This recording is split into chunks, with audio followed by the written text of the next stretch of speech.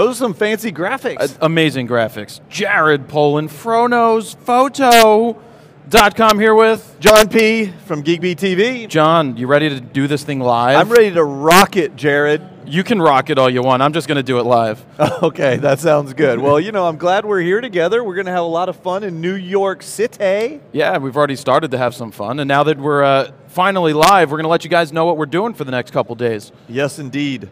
What are we doing? We've got a lot of interviews lined up. A lot of interviews. And we're going to go to visit some of the booths, and we're going to do some coverage there for the folks who can't make it over here onto the set. Yep. But we're going to bring it to you as if they were here, so you don't have to go anywhere else for that coverage. That's true. You can just sit there and watch from home and up on the internet. Do all that with that camera, that camera. Yeah. See, I'm working with these tally lights, they call them. They're tallying. They blink. No, they don't blink. They're red. I get to look at it. You know you love it. I love the lights. But what we're going to do, we have a lot of giveaways for you. It's $10,000 worth of giveaways. We've got some Drobos sitting here. Look, I'm just going to pick it up and sniff it. Do you want to sniff how does it? You got the famous sniff test. You know, what's it it smell smells like? really good. You're going to have to teach me how to do this because I don't know what I'm smelling. What am I looking for? Well, it's Is like that the kind of potpourri. like new car smell, but No, really it's a new electronic smell? You know, I borrowed it from Gary Vaynerchuk. He sniffs all the wine. Yeah, that's true. You know, it has that new smell of electronics, but that's not very good. You know, I got to think of something really good like, jeez,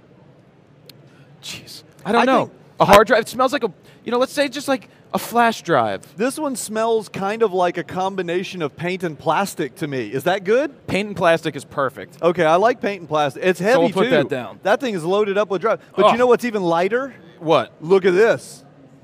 The new Drobo Mini. You know, this is one of the few that exist in the whole world outside of the Drobo labs. They're not even out yet. No, they're not. I only got to see one in Germany for the first time. I had to go to Germany to see it. You want to touch it? Here you go. You want to smell it? But this one's I already smelled it, though. This one's been through the ringer. It smells like John P. Does it? This is a prototype unit. That's the prototype. This is one of the first ones ever built, and what you do is you pull this little faceplate off, and you see you got 4 2.5-inch drives in there. Do they light red all the time? Are they red right now? Yeah. Red No, doesn't mean that's good, probably does because it? I'm not connected properly. So, it's because I probably ejected the drives. Oh, you ejected them. All right, there you go. And you probably don't want to do that. But it's okay. It's a demo unit. Yeah, the Drobo, our friends at Drobo, see, to eject them, you just push it in like that and push it in again, it pops out. Now you see lights going on. Yep, there you go.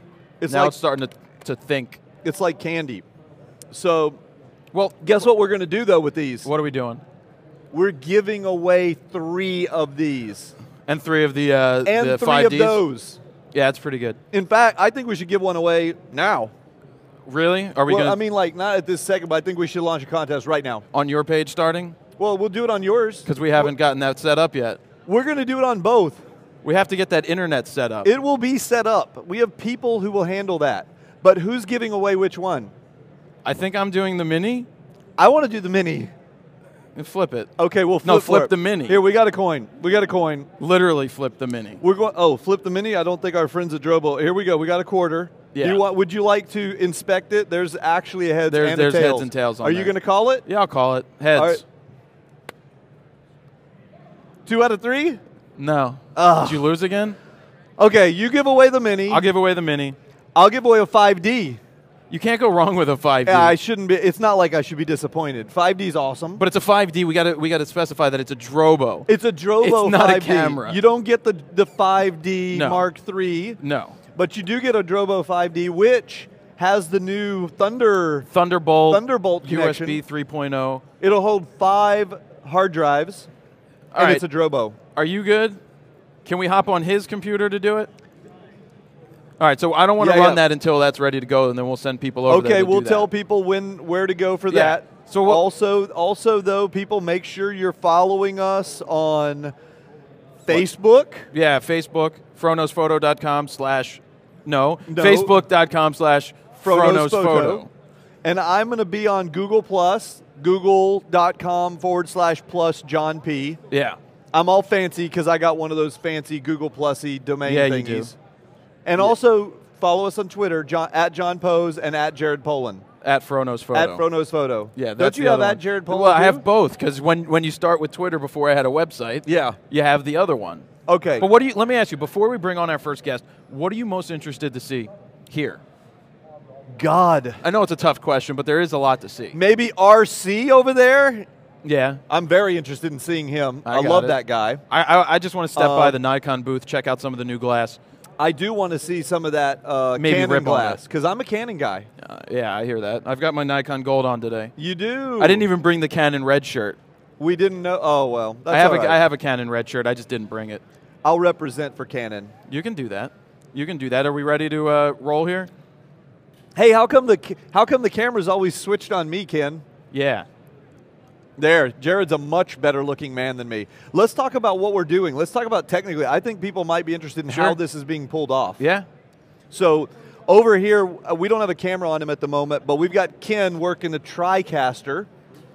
Yeah, I'm going to have to buy one of those for my new place. That's a sexy machine, isn't it? Yeah.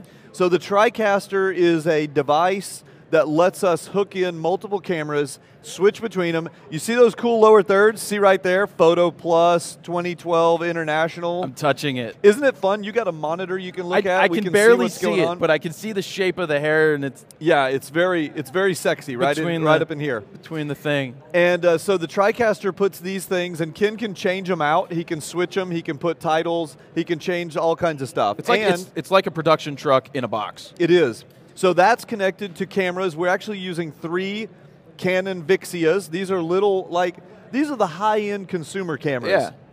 And they work great as long as you put enough light on them. Absolutely. So we brought lights. Yep. And we're using 3 big LED lights. They're not that big, though. No, they're not that big, easy to travel with, and they throw off a ton of light. We had to turn them to 50%. We did, because they were way too bright. I was getting a tan over here. We're pretty white, and they were making us look even whiter. That is true. Whiter? Yeah. If that's possible. Well, they're not that hot because they're LEDs. So yeah, they're not hot at all. It wouldn't burn us in. I'm also trying a new little piece of technology today. What's that? This one I think you might get a kick out of. This is a battery from Hyperjuice. This is, I don't know if you've ever seen these. This is a brand new battery. They got sued from Apple, right? Brand new. They did. They used to be called they like didn't get Mac sued. Power or Mac they didn't Juice get sued, or something. but they made them change stuff. This one has a cool little LED. Oh, I have to turn it on. It helps when it's on. Oh, look at that. Sexy, sexy. It says Hyperjuice too. Squared. Yes. Squared.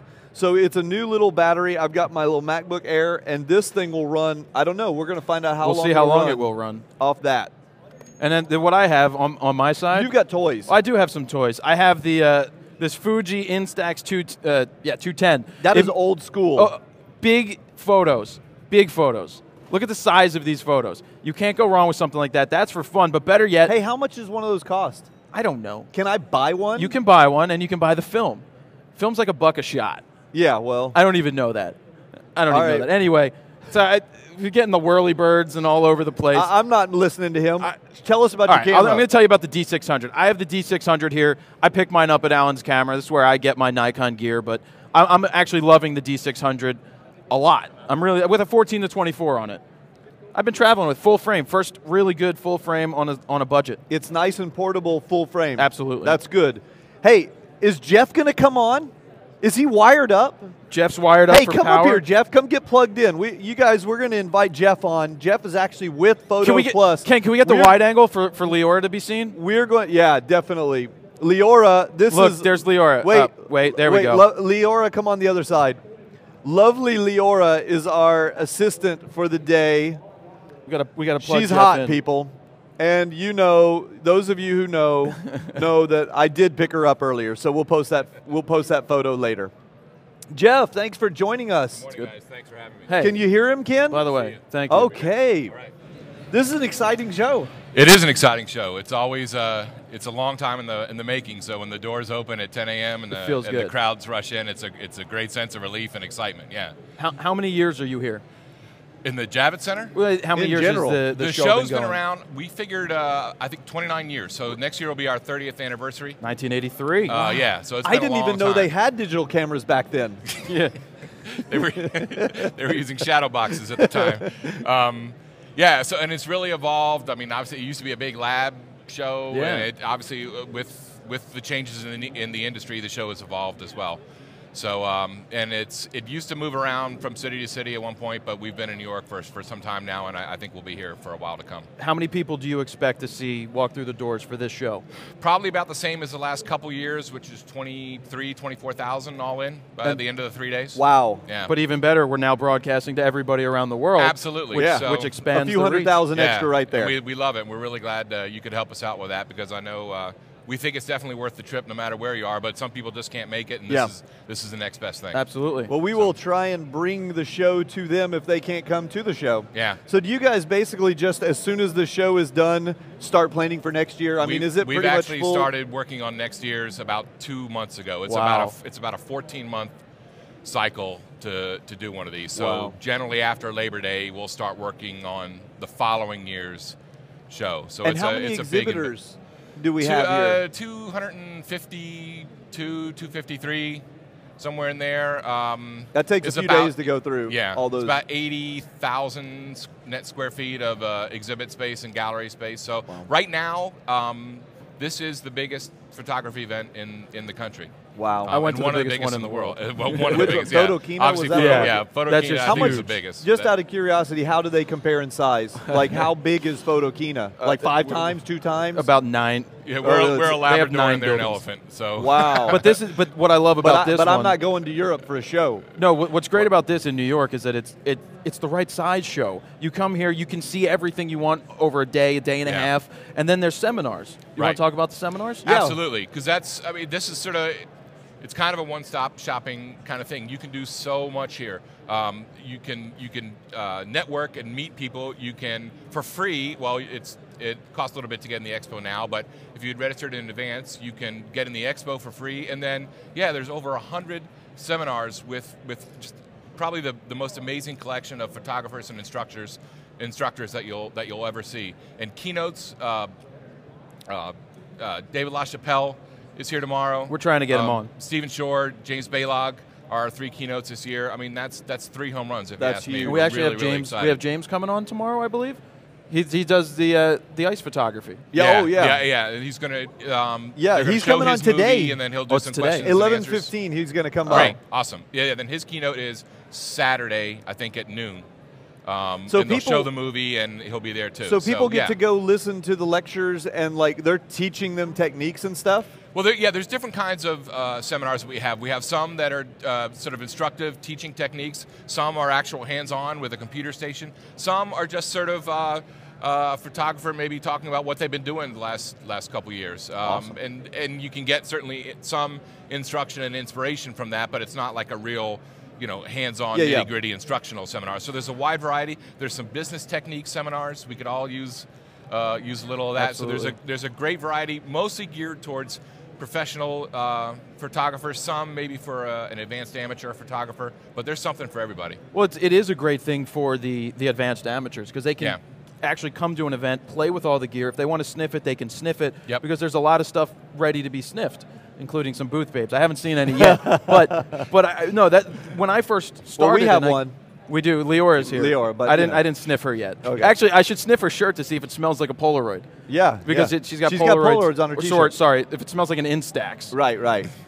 But no, it's a great thing for anybody that's into photography to just come and see what the toys are and to learn something and network and meet all the people that come out. Absolutely. Yeah, you can. I've said there's I don't know what the dollar value would be, hundreds, maybe thousands of dollars of instruction just right here on the show floor. We'd love to have you in a seminar. We think they're very worthwhile, but you can learn a ton in a day or 2 days, or if you can, all 3 days, just hanging around here on the show floor, watching the in-booth demonstrations, picking these things up, playing with them, talking to people. It's the best opportunity. The talking to people piece is one of my favorites. I think a lot of times when we come to these types of events, that one of the biggest benefits is networking with your peers. Yep. Meeting other people, because we learn from hanging out with them and pick up techniques, and just being able to go to dinner with people and make those relationships. Right.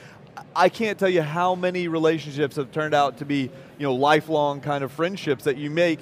You wouldn't have met them unless you came face to face. It's different than just tweeting at them or Facebooking with them. Right, absolutely, and I think maybe even, especially in this particular industry, it's so vitally important. We try to do a couple of networking kind of events. We're having one tonight, in fact, at Madame Tussauds in Times Square. If you're in town and you're around, you can come down here and get a ticket or show up at the door, buy a ticket. It's a great opportunity, but you can't overstate the importance. Some may pay off tomorrow, some may pay off down the road. Sure. But, it's all about that FaceTime. Yeah. I mean, we talk about FaceTime all the time on my website. When you get to literally be next to somebody that you've only seen on the internet, or you've only seen their work in books and things like that, it goes... Changes everything. Yep. Yeah. Cool. So. Well, Jeff, we know you are a very busy man. It's a little bit of a day for me today, yeah, but that's all right. Anything else that we need to share with people that we haven't talked about that definitely need to get on the record here? Well, just if you can get down, you can. It's I think it's $60 now to get in the expo, but like I said, you can literally gain what I would imagine is hundreds of dollars of value from just walking around. We'd love to have you come down if you're in the area and can make it. It's today it's 10 to 5, tomorrow it's 10 to 5, and Saturday 10 to 4. And then there's we have another trade show in Las Vegas in the spring, a little bit more geared towards wedding and portrait photographers. I hear that one's a big party. Yeah, it's a little bit of a different vibe than this, but it's another great event. So that's the next thing on my list. That's called WPPI, and it's at WPPIonline.com, and that'll be in March in Las Vegas. Yep. Cool. Maybe we can see about if we can get the crew out there as well. We'd love to have a little coverage absolutely. There. So. All right. But yeah, so it's we're off to a great start, and it's going to be a great 3 days. I think the weather is going to hold out for us just about. Yeah, the hurricane's not coming yet. Yeah. So last year we had snow on the final day, did. so if we can step aside of that, I'll be happy. I only brought a light jacket. I hope it doesn't snow on us. Well, you're from Texas. You'll be cold anyway. Yeah, that's true. I am. Right. Well, thanks for coming, Jeff. We'll chat with you more later on. Thanks very much. Appreciate it. It's good talking to you. All right, so Leroy's going to come and unhook you. I think we may be ready to start that contest on the Facebook page. Really? Is that up? Or I'm getting the thumbs up. How do they do it? How do they win a Drobo Mini from Jared A Drobo Polin? Mini from me. Actually, it's from Drobo. That's true. I'm looking over here. Wait, hold on. Let me do it. There we go. Right there. So, on Facebook.com/FroKnowsPhoto, you can enter. There's a post there. We'd like to know, what would you do with a Drobo Mini, right? Why would you need it? What would you use it for? And we're going to be giving one away. We're not actually giving it away today, so you'll have to tune in tomorrow, but you don't have to be watching live in order to win it. So we're going to be picking random. Write your story, how a Drobo Mini can work for you. I know it can work for me. Hey, Drew, what's up? Drew Antonelli, he's on the FroKnowsPhoto podcast. Todd's there too. But so, yeah, that's how you enter to win this. And Ari, that's up and running, definitely? Yeah, so just be there, share it, like it, do that, and I'll stop talking. And Mr. Herwig, how do they win a 5D? Can they go to my Google Plus and head on over to google.com/plus John P. We got a gun show going on over here. I was just practicing. And you can register to win the Drobo Mini. By the way, sorry guys, I'm offline. Our Wi-Fi is acting funky, so. Herwig, you got to keep an eye out on the chat room and give us, if there are questions for us, you guys feel free, put the questions in the chat room. Dave is going to keep an eye out, and he will play the virtual you to ask questions of us and the visitors. That sounds good. Okay, and we do have another visitor. We do have it. But Drew, are you able to talk with us in a couple after the next guy? Am I allowed to do that? Don't go anywhere. Yeah, don't go anywhere. Yeah, of course. So we have another to do visitor. Leora, you got him. Yes, sir. How are you, sir? Uh-oh. Oops. It's only sacrificial a phone. Sacrificial phone. It's a BlackBerry. Hey, let's move the Drobo out of the way. Leora? Oh, wait. There you go. There you go. That's heavy, Leora. Thank you. She's tough. We have a few cameras. We you do should have a check few out her cameras. awesome tattoos. Later on, we're going to show off your tattoos. So why don't you tell us what you got here? I got to say, before you get started, that's a big, sexy piece of equipment. I don't even know what it is, and I want it. Some kind of ring flash. It's good that you said it was sexy because it is for fashion, among other things. Food photography, macro photography. It's total LED ring flash / video light. So you can both take flash pictures with it. Really? Or video. So it's LED. Right, totally LED. And no flash there are a to it. bunch of LEDs in there? Yes, there's about 80 of them. Wow. Have you counted them? Multicolored. Oh, holy mother. So, There's different colors in there. yes. Can you explain why there's different colors? Sure. If you're only using white LEDs, when you look at the color spectrum of white LEDs, you have a big valley where the blue and the green colors are. So you're losing a lot of the blue and green color. So when you're printing this picture, you're going to see that it's not going to give you a perfect color rendition. We have red LEDs, reddish orange LEDs, and greenish blue LEDs, because at the end of the color spectrum is where the red is, and there's a large fall off with just white LEDs, and you're missing that. Wow. So by adding them into the overall scheme of things with the white, we're putting back the colors that you're losing from the white, and therefore you're going to get a really nice color rendition for your picture, video or. Now right now, this is video. Okay. Well, that would be great for video. Did you say that's video? I'm saying this ring light is set up for video For video, now. okay. So I could use that. Okay, can we step back just a little bit? I don't know anything about ring lights. Sure. Okay, but I want to. I do some flash photography, but a lot of times I think something's missing. You get this big pop, it's not all that even, and it's a little difficult. Why would I want to use a ring light in either photography or videography? How does that differ from a different kind of light? Well, you notice how the light comes around the lens and Yeah. everything, and it spreads out, of course, as it gets towards the subject. So you're getting very nice, constant light and no shadows around the subject, which is very important, especially in fashion. If you're shooting a beautiful woman or a handsome man in fashion clothes, whatever, you want very nice, constant, even lighting. And that's where a ring light comes in. So we're going to use that even with additional fill lighting around? Yes, you can do that, actually. Okay. We have a controller on top of this that can control, especially in flash, it controls individual remote flashes plus this at the same time. So you can adjust the outputs of your remote flashes that are used in conjunction with the ring light. And there are just these knobs up on top that control 3 individual groups of remote flashes. How do you do that? Like if he's got a Nikon, what do they call the flashes for Nikons? Are they speed lights too? Yeah, they're all speed lights. They're all speed lights. So if he's got a speed light, he put a little receiver on it and set it over around there, or what does he do? You can do that, but mostly we have professional flashes. Okay. They're portable. They're a little more powerful than the Nikons. We're fully dedicated to Nikon or Canon, and it has a parabolic shape, like most studio flashes, but these are portable. Oh, so you can take them with you, but you get a lot more pop than you do out of like a shoe mount. And do they plug in, like, so they're not just battery operated? We have an AC adapter, or we have battery power for them. I mean, you have the battery pack. Which one is that? This is our Turbo 3. It's our most lithium. No. You can't use for flash. You can't use lithium. Really? Yes, because lithiums get very hot. The reason why they're used in video cameras or computers is because it's a constant drain. Oh, okay. With a flash, you get a peak. Right. And that gets the lithium very hot. And after about 20, 30, 40 shots, the lithium gets so hot that it shuts down.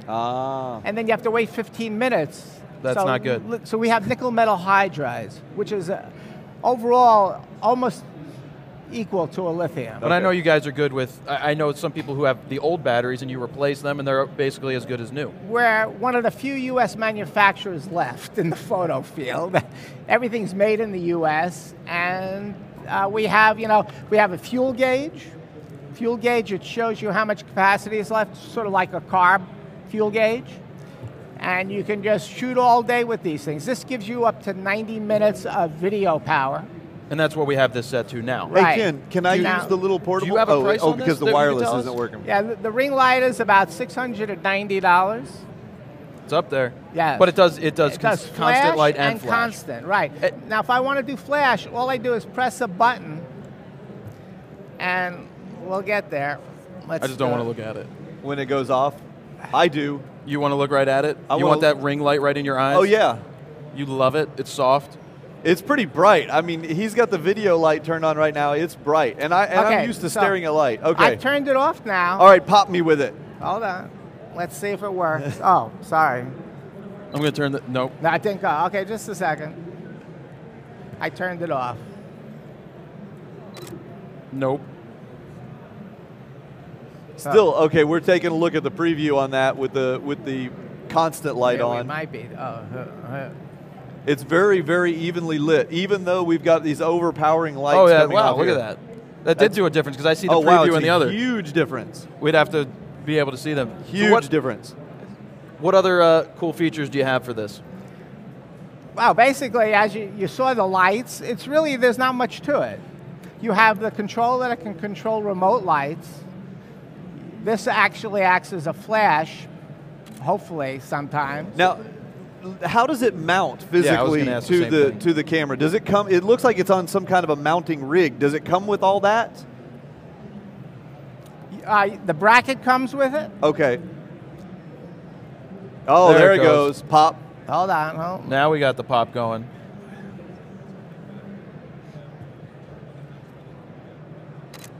No. Well, we can. I guess they get it. They do.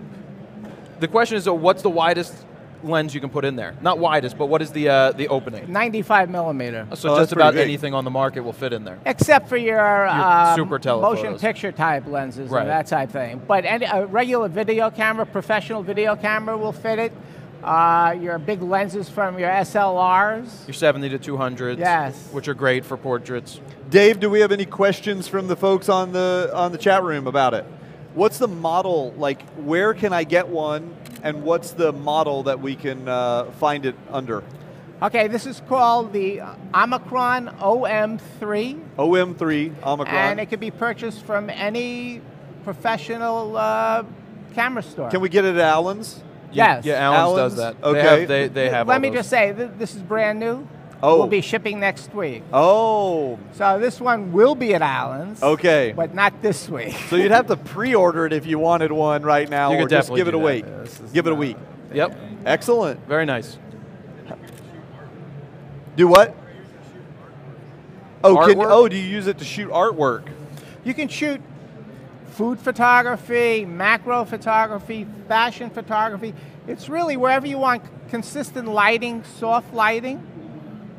This will work for all that type of lighting. Yeah. I think I want to give one of these a try, because one of the big problems that I have, that I've never used a ring flash, but you know, if you use a flash, you're either trying to point it up or bounce it off something, because if you get up, like if I get up close to you, Yeah. it's just nothing you can do will take away the harshness. But I guess a ring like that, Oh, yeah. and you don't even have to use the flash. You could just turn down the Yeah, LEDs. you can use the constant light, or I mean, what's great about it is you're popping you get a nice catch light in the eye. That's what a lot of people are looking for. Cool. Well, thanks for coming on and showing us that bad boy. We'll get it working We'll, one of these days. Yeah. We'll come by and play with it later on. We're going to be What wrapping booth up are you around in? 546. 546. 546. So if you guys are coming to the show, go visit 546 and check it out. The Omicron. There it goes. There it is. There we go. I know. Perfect.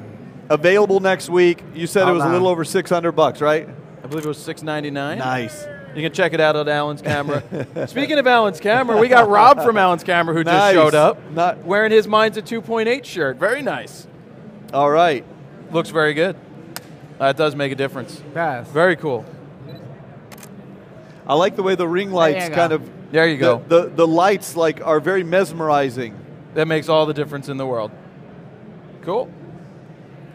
All right. Do you use ring lights when you do people photography? A lot of the stuff I do is natural light, but more so candids of musicians. Yeah. I mean, this is something that if I did have in my bag, I would pack it away and use it to do portraits on the road. And it would be great for doing video. So I don't have to worry about, if I'm doing video of somebody, they could just literally be in front of the camera and be lit nicely, and you don't have to worry about having an assistant hold the light or something like that. It's already there. Maybe we can get him one of these to do a review on later on and test it out and We stuff. can work on that. Yeah, We can work that'd on be that. awesome. All right, Cool. Lior is We'll gonna let you get uncheck back you. to it. Thanks a lot. Thank you very much for coming on. Works You know very what? well. Let's talk about our friends over at Allen's Camera? Well, yeah, I will, because I've got my D4 standing right here. We've got Rob actually here right now from Allen's, so you can literally call Allen's Camera or go to allenscamera.com, and you can get anything for your Nikon cameras. All the bodies, all the lenses, all the accessories, and get somebody... Tally light over here. You can get... No, you just switched it on me. It just went yellow. You can talk to Rob there if you want, but they definitely are there to help you out and get you whatever you need. Is there a real Allen? Yeah, Allen will... I mean, is it just called Allen's Camera, or No. is that his last name? No, that's his first name. It's just he's been there for 34 years. If I call up and I say, I'd like to speak to Alan, what would happen? Well, they'll put you on hold and tell you he's busy, and then be like, let me get him, and then he'll get there and help you out. Really? He will. I mean, he's there almost every day, sometimes on Sundays, even though they're not open Sundays. But if they're not open Sundays, you can always shop at allanscamera.com in your underwear like I do to find what I want. But he is there. What if I had a problem? With You what? know, what if I ordered something from Alan's and there was a problem? If I call him up, am I going to talk to a real person? Absolutely. You know, there are Just some. press 3 for the real person. I'm not going to name any names, but there are some other companies that I've ordered stuff. You know, I buy a lot of junk. Yeah. Well, Okay, it's pretty cool junk, but I buy a lot of junk, and I've had some issues, and I've called up and gotten really rude people. Yeah. What's great about Allen's is it's still that mom and pop store. They've been there for 34 years, and you're going to get somebody on the phone. Okay. Or if you send them an email, they're going to get back to you. The great part is, you know, you've got Alan still working there. Alan's son Brandon is working there, and he's coming on Saturday here. Sweet. You've got Rob, who's always going to. Rob knows everything about everything. I mean, he's standing here taking a picture with something. I don't know what, but if you call and get Rob, he will. Rob, come up here. Come up here. What is that you're shooting with? Come up. There's some steps over there, or you can do that. Rob doesn't need steps. He's 7 feet he's tall. a giant. He's a giant among men. But he doesn't have a mic on. That's okay. Well, come on over here. I'll move. Hey, the chair. hand him one of those microphones. Yeah, we need a handheld. Yeah, we do. We need it. Which What way are to you handheld? shooting with? Here, Is that a wait? Let me get close to him. P7071? Talk Oh, to that's this. is that a Leica? What is Hey, that? everybody, this is Rob from Alan's It's a Fuji. Camera. Oh, it's a Fuji. It's a Fuji X10. It's one of the best little cameras on the market today. Tell me why that little camera is so good. It's Fuji. Oh, well, okay, that's enough. Oh, it has f2 lens. F2.0 lens. Yeah. Okay. So Is that a micro four Oh, thirds? Leroy's going to plug him in. She's plugging you in. Hang on just a Well, second. let me just, you know, we'll keep it quick because we got a line of people Yeah, we already do. coming Sorry. up. I know, we threw them on here. We got to get. Toy, that's all. I don't think you're plugged in It yet, goes but raw, small. hold on 1 second. 1 second. 3, 2, 1. Leor's plugging you in the hole, and you're good to go. There. Hey, everybody. Can this we is hear Rob him? From Alan's Camera. Who's next? Where are you at? Just bend this thing towards you. Hey, everybody. Can you hear me? Check, check. 1, 2. Better? Yeah, Okay. you're good now. We have Awesome, like thank you. This is one Rob from or Alan's 2 Camera, minutes. We've got 2 Yep. minutes for you. Okay. Tell me why you're shooting with that today. You said something about RAW. Well, this little camera shoots RAW. Not many which, little as pocket we all cameras know, do that. Not many. There's probably I don't know. I can think of like 4 or 5. Yeah. Little cameras that can actually do RAW. So as we all know, RAW is the best, right? Of course. So He and nobody shoots knows RAW. that better than him. It's true. Mine's a 2.8. How big is yours? So, Rob, any last words about Allen's? Like they call, they ask you for help, you give them help. Yeah, you get to talk to a live person who actually knows something. That is the key. I mean, to know something. That's not typical in this business. No, but they But, can get you on the phone. But we're gonna kick you out right now. All right, I'm guys. gonna give me Thanks a a lot. handshake. All right, Rob. But thank you for stopping Thanks, in guys. real quick. Thank you. We We'll gotta see get you these later guys on. See you again. All right. Who's up next, Dave? Where's my gimmies? Where's my freebies? Oh, we have Brandon. You should have brought them up. I asked them. You should have brought them up. What are we going to bring up? Well, Nikon has a bunch of giveaways for people that show up to the booth. Oh yeah, where are they? Bring them. They're not here. They're Do coming I up get Saturday. one? I'm not a Nikon guy. They but- golf balls. You can play with the golf balls. okay. Do you play golf? I don't play golf. I'm a hockey player. Oh, okay. Definitely a hockey player. I don't think what you could call what I do with golf, Golf. playing golf, but I murder golf. Yeah.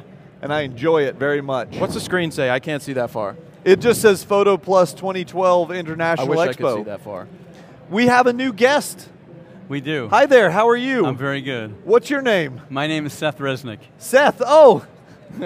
Seth, okay. Well, welcome to the show. Thanks for coming on. Nice to be Have here. you been busy? Nah, not at all. I flew in last night. Been going solid. Just got a call from Delta that the airports in Palm Beach are shutting down because of the storm. Oh, So yeah. I do 2 more lectures and I'm going back to the airport to get out of here. Yeah, they've got you speaking at what time today? Twice. Once at 1:30, I think, and then again at 3:30 to 4:15, and then 6 you're o'clock out. back to the airport. What Wow. are you going to be talking about? The first one is on creativity. It's called Seeing Color. It's Speaking a of longer- color, I Are those your real eyes? I mean, is that the color of No, your eyes? I have totally fake eyes. No, Robotic but you know what I'm saying. They're I the have bluest things blue, I could ever eyes. see. I have Very blue blue eyes. I've never seen blue eyes like that. I'm sorry. I look at eyes. I'm just very nice. You're a photographer. You need. Yeah, he is. He looks at these things, and he photographs people too.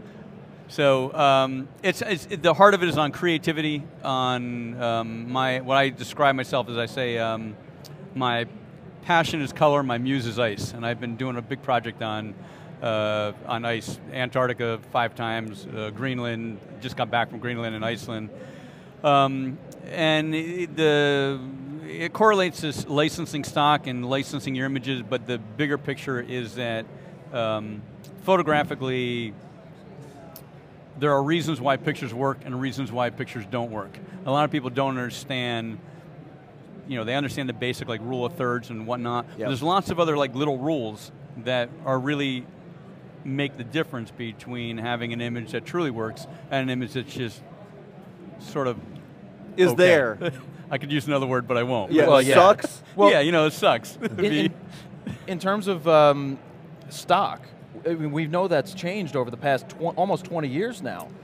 You still think it's still a everyone, major part? it's very easy for everyone to blame everything. It's the same like the economy, the whole world's falling apart. Well, that's a given. The world is changing, not necessarily falling apart. Stock to me isn't falling apart. It's different than it was 20 years ago. And you can still be very successful at it. You can still be very successful. I don't go out and set up expensive shoots and do stock where you're gambling. I'm going to invest $20,000 on a picture, maybe it's going to license. But I carry a camera wherever I go, and I'm shooting.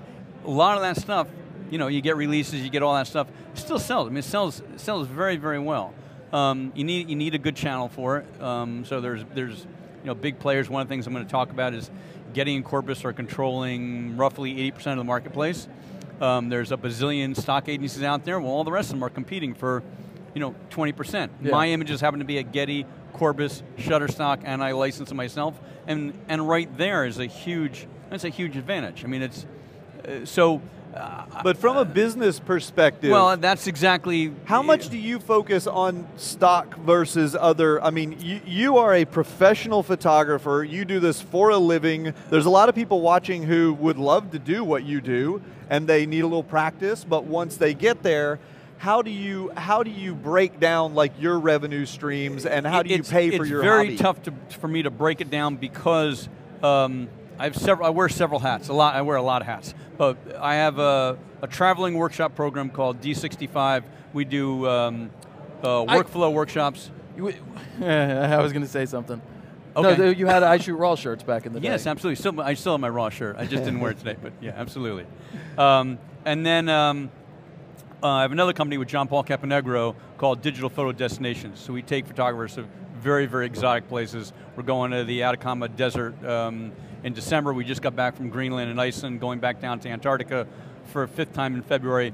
So when I'm there and I'm teaching, I'm also shooting. Yep. So there's a big crossover. I mean, I'm not going and buying a plane ticket and going somewhere and shooting. I have a luxury of actually being paid to, in essence, to go there, but while I'm there, I shoot. So breaking down like income from workshops, from this and that, it all sort of intermingles. But what you did was you found a way to kind of subsidize your photography through an education and adding value to the people who want to come along with you. Absolutely, and I'd say if I had to give, and I don't mean it to put anyone down, but the best thing you can do is to carry a camera. I mean, it is amazing. I look around here. This is a show of photographers. My camera, the only reason it's not here is because I'm sitting here. It is right there. And what it better be right there in that bag. By the way, what are you shooting? What kind of gear do you use? I have a lot of gear, but when I go out, my thing now is I basically go out with one lens. Depending on the location, place like Antarctica, I'm going to have 2 bodies always with me just because. But generally, I go out with one lens and one body. And I'm the kind of guy that if I have a case with 20 lenses, I am always changing lenses, and whatever lens I have on, I'm seeing with a different, I don't have the right lens. When I go out with one lens, and people go, what's your favorite lens? The one that's on my camera. And whether it's a 14 or a 600, and I have, walked around with a 600, then I see, that's all I see is with a 600. All I see is a 14.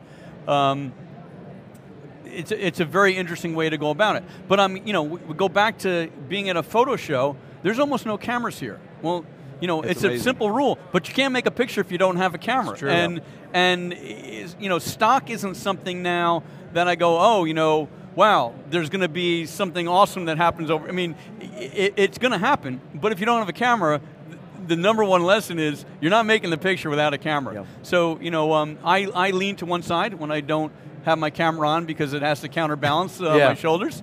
Most people look at me and say, you're out of your mind, you're going to destroy your shoulders. Well, I'm getting up there in age, but it's okay. Everything still works, and but take a couple extra vitamins, right? A couple extra vitamins. I go kite surfing, so that's there you all go. Good. Yeah. Now, is there a place you haven't been that you haven't shot yet that you definitely There's always have to places. get to? Yeah, the world's a big place. There's lots of places. I actually haven't been to India. As I totally want to go to India.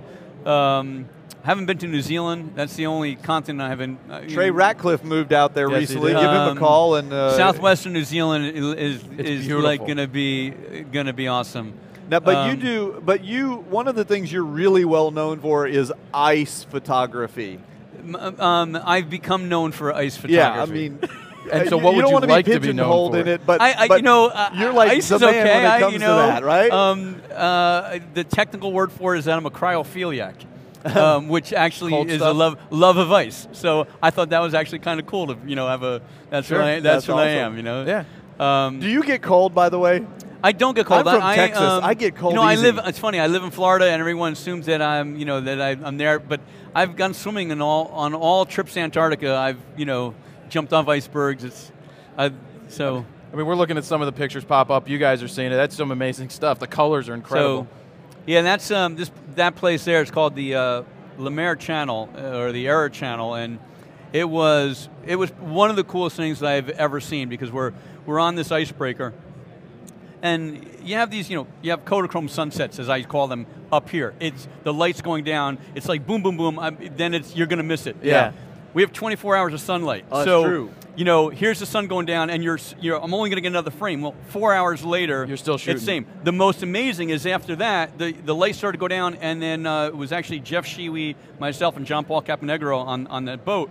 And all of a sudden, we noticed it was getting a little brighter. Wow, we just went from sunset to sunrise. Oh, wow. And then it starts all over again. So that type of light we had for maybe 6 hours straight. And I truly felt, along with everybody else, like a kid in a candy store, because from the back of the boat, we had this pink water with these blue ripples. On the front of the boat, we had the reverse. And, growing up in a film-based world as a journalist, you wanted to, but then you realized it was, so we would run back, but we shot so much that nobody wanted to take the time to go downstairs and download because we were afraid that it was going to disappear. Yeah.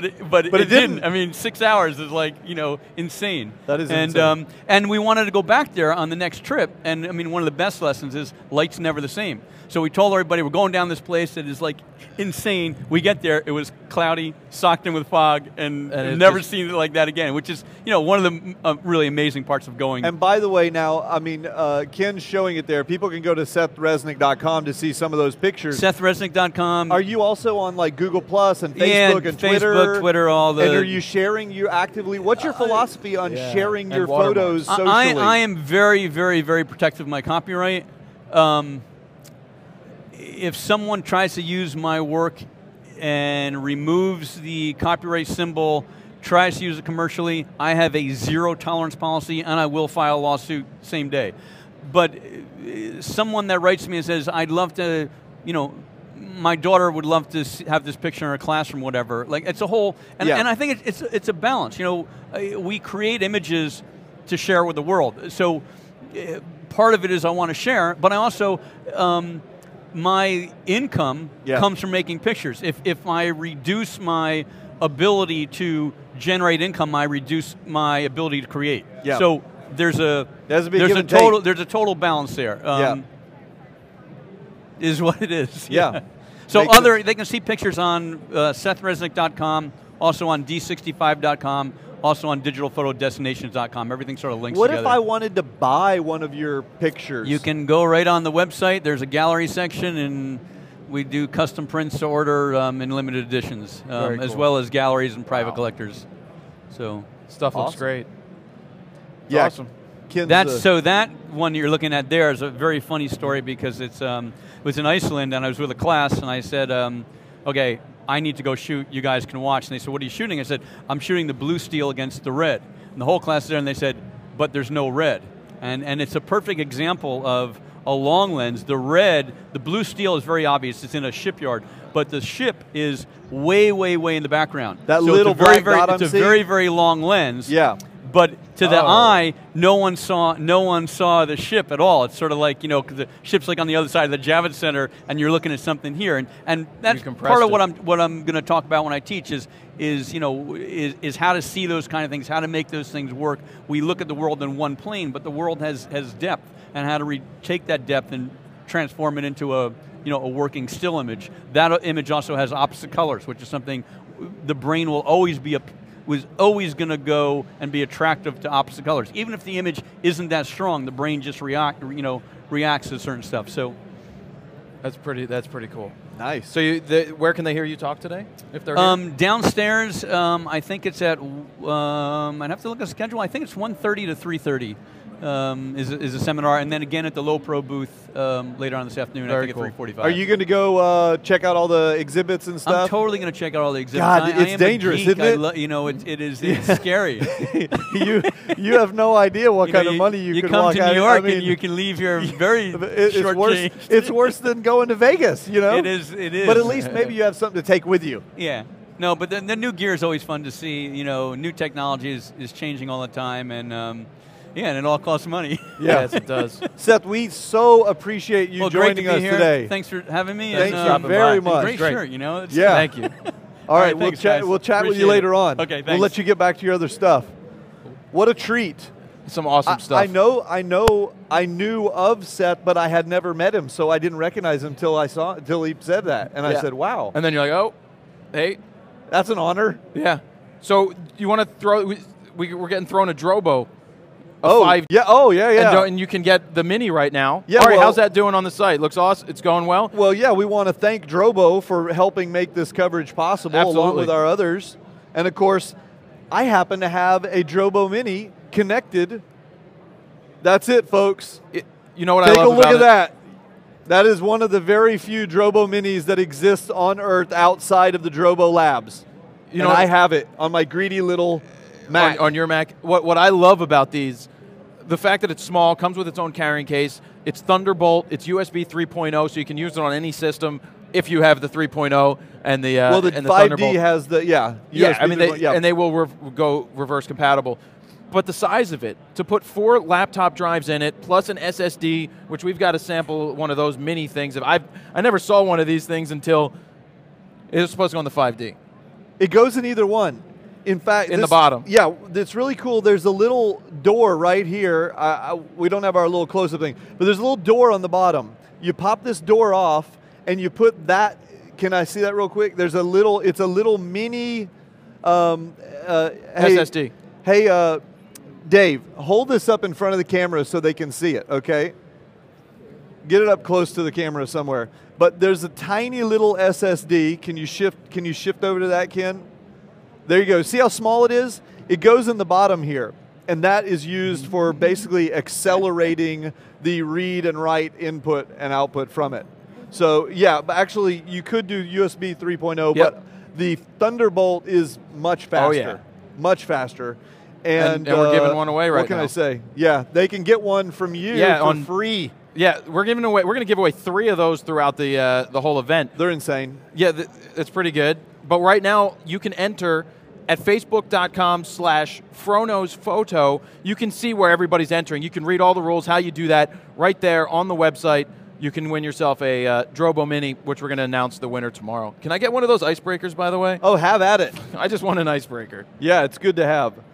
You can also win a 5D, which is the big brother that you were talking about. It uses 5 full-size drives as opposed to 4 2.5-inch drives. Go to google.com/+John P. That's a mouthful. Yeah, John P. Just Google search Plus. for John P on Google Plus. It comes right up, and Actually, you can enter there. I have 2 of not that variety yet, but I have 2 Drobo S's, and they're loaded up, and I can't wait to move over to the new one. Yeah. For the speed. You know what we're going to have to do with you is we're going to have to get you onto the big Drobo, like a B800i or Is that a the 12 drives? B1200. That's a B1200i. That's an $18,000 one. We're getting the, it's time to move on. No, we're getting the But whirly bird. Everybody knows the whirly bird. we'll talk more about that later will. on. And We've right actually now, got Drew. Drew, can I do it? Do it. So Drew is a, can I call you a professor? I don't know, he's just a good guy. He was my, where's the red light? It's not red anymore. Why is our tally light not coming on for the anyway, middle? so Drew was just on the FroKnowsPhoto Raw Talk. He is a tremendous photographer, and he was one of my best teachers ever in college. Wow. Wait, so this is the man that taught Fro. No, I was taught before him, but still, I still owe him a lot because his teachings are incredible. I could probably benefit from some of that wisdom, Drew. How's it going? Excellent, excellent. How many students do you have coming up today? Half of my class is coming up today, but all through Saturday, so a good portion. Tell me what kind of things do you teach? I teach fundamentals of photography this semester, and then going forward next semester, I teach photojournalism. Wow. And we actually have a brand new club at our school, a National Press Photographer charter membership we have now, and we have a new club starting. So it's is everyone a photojournalist nowadays just by the definition of the fact that anyone can publish anything online? Or what does it take to be a real, legitimate photojournalist? Our photojournalist is more of a public relations / photojournalism documentary, so it's everything put into this. So when you say photojournalism, the ways of newspaper and things like that, now we do more things like patch.com, students are shooting for. We're tied in with QVC, a network. Patch.com? Yeah, it's an AOL It's news all network. around the country. Oh. And every area city. has a little area, for them to shoot. And it's local news for the students, so it's almost like a local paper electronic feed. Oh, okay. So Well, what's good about what they teach, they start with fundamentals, but you're still doing black and white darkroom. You're Wait, still what do you going mean? into the darkroom. You literally go in and develop film? Absolutely. the basics, yes. We want to Don't those chemicals give you cancer? No, we want to I don't know anything about They it. use we clean get it right in the chemicals. camera from the beginning to teach them to become professional photographers. So less time wasting and editing and things like Well, that. you know, some people's philosophy There's is some we'll anti-aliasing. fix it in post. But you really can't do that. I mean, one of the things I struggle with is sometimes I'll get the composition the way I want, and I'll screw something up. Yep. And then I'll go into Photoshop. I'm like, surely, please God, can I fix this? No. And you just can't. Sure. Don't be that guy, as Zach Arias likes to say. The thing I like to relate to is, let's say a lot of people go on vacation. They're looking to get that one great photo. When we slow the students down into traditional film, let's say they have one roll of 36. They're not looking just to get one great shot on that 36. They want all of them to be good. And the ones that are wrong, we want to make sure how to get them better. So it slows down the process, but we want to get it right in the camera from the beginning. And these Photoshop tools are fantastic, but it makes another tool to make us better. It's again. a crutch, right? Exactly. It Yep. could be used as a crutch, or it could be used to take something good and make it better. You got it. And if you want to hear more about a conversation that Drew and I had at Antonelli, you can check out FroKnowsPhoto.com/podcast. It's a couple episodes ago, but you'll see it's called Back to School. Back to school. We talked for about an hour. Okay, well, we don't have an hour, but I am curious, since we have a professional teacher here, I would like to know this. If we have people who are kind of getting started, what are the first things you tell them they need to focus on? We just go basic, keep it simple. Sometimes what we try to do is fit too many things into an image. Sometimes if you go into details and start very simple and go with that approach, even in portraiture as well too. So if it's just a scene you see, landscape, or a product shot, or family members, sometimes go in closer and you're going to get the better shot. Come in tight, detail-oriented, and Okay. just to start, keep it very simple. Focus on one thing at a time. Exactly. Perfect that and then move on. Yep. How important is my gear selection? We're sitting here with all these ridiculously expensive cameras. Sure. I mean, as a beginner, do I really need to go out and get something big? Is it going to make a difference? We actually, as I said, have the traditional film at the very beginning. So the students have all different cameras, fixed focal length, variable focal lengths. We teach them to work with whatever you have. And that's what I'm always telling everyone. We're problem solvers. That's what our business is. So whatever you give me, I will work with that. It's just a tool. Yeah. Can I get a better tool? Absolutely.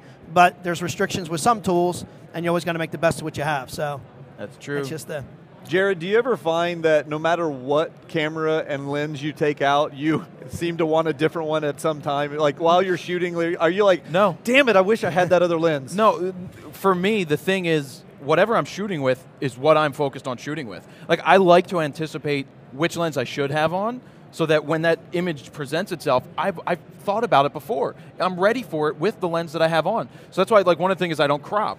And part of that is being prepared with the right lenses that even if I went out and had one lens to shoot with, it would not cross my mind that, hey, I wish I had the other lens, because my focus is on getting it right with that one lens that I took with me. Sure. And that's the challenge of it, because it doesn't matter what you take, whether it's your iPhone, whether it's even this Instax 212 or what do they call it, 210, whatever you're shooting with should be... That thing is awesome, by the way. Nice. Check these out. We'll get a picture of you. Nice. Actually, we could probably just do this. I know. You should take one of the people out here. Okay, I got to say...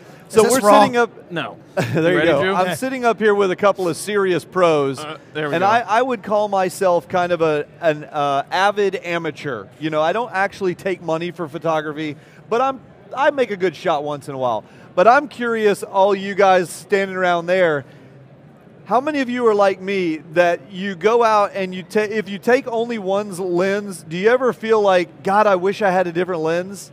I do that all the time. I have a hard time focusing on, I always keep thinking, what am I missing? Sure. How could I, maybe I could be doing this better.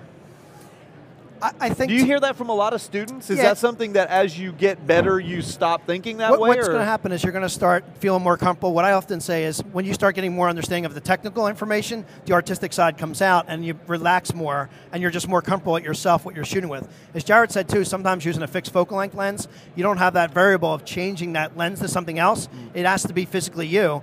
And often what happens is when you have someone shooting their picture, they're zooming and staying in that same spot shooting 20 shots, where if you have that fixed, I'm going to want to move around. I can't sit still to begin with. Sit down. So I mean, geez, what I need you're to leaving do, the camera. I have to come in close sometimes, where I got to move to a different angle to get something that's going to incorporate better. I like to call that foot zooming. Yes. Right? You got to zoom with your feet. Exactly. It's a workout program as well. Yeah, there you go. There you go, Drew. You only brought one lens with you to New York? I did.